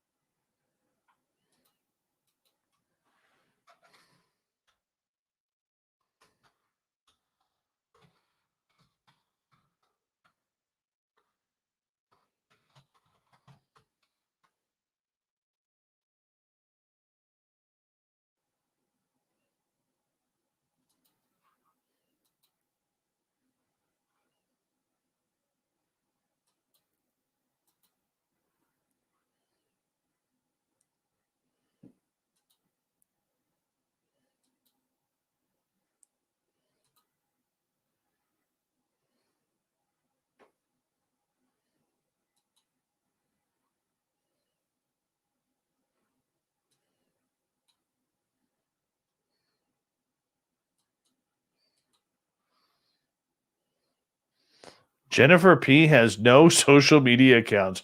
My God, how do you live? How do you live? Oh, Tiniest Squish only uses Rumble. I haven't tried Rumble yet.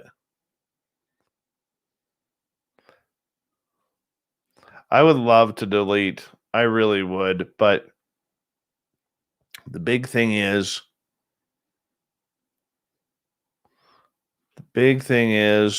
I need to have it here.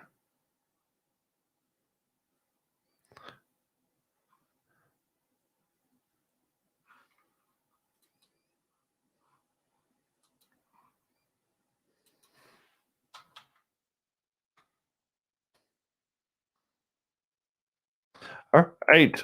What? Where'd my voice go? All right.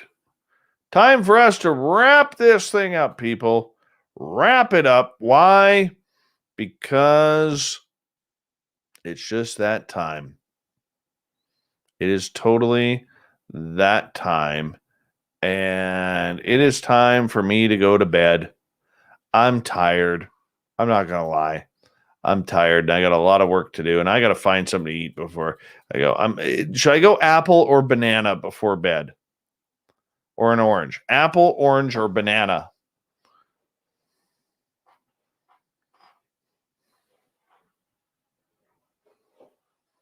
Let me know. Highly important.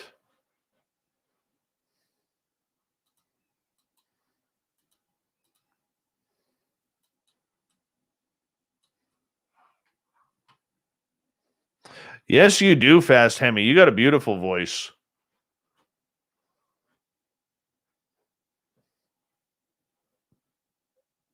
No, Brutus, haven't seen anything yet. Can't get to my Sasquatch site. Still snow. Oh, excuse me. All right. Going banana. All right, you guys. We'll see you tomorrow night. Thank you to Jeremy, Ed, Greg, Blue Book, Murray, and Rye for the awesome super chats. Big thank you to all of our listeners for tuning on in, and a big thank you to all the veterans out there who tuned us in. We love our veterans around here. Thank you, everyone, for a beautiful show. I will say good night to you. Tomorrow night, David Weatherly. Friday night, we got the round table. Got some good people there as well. We'll talk soon. Good night.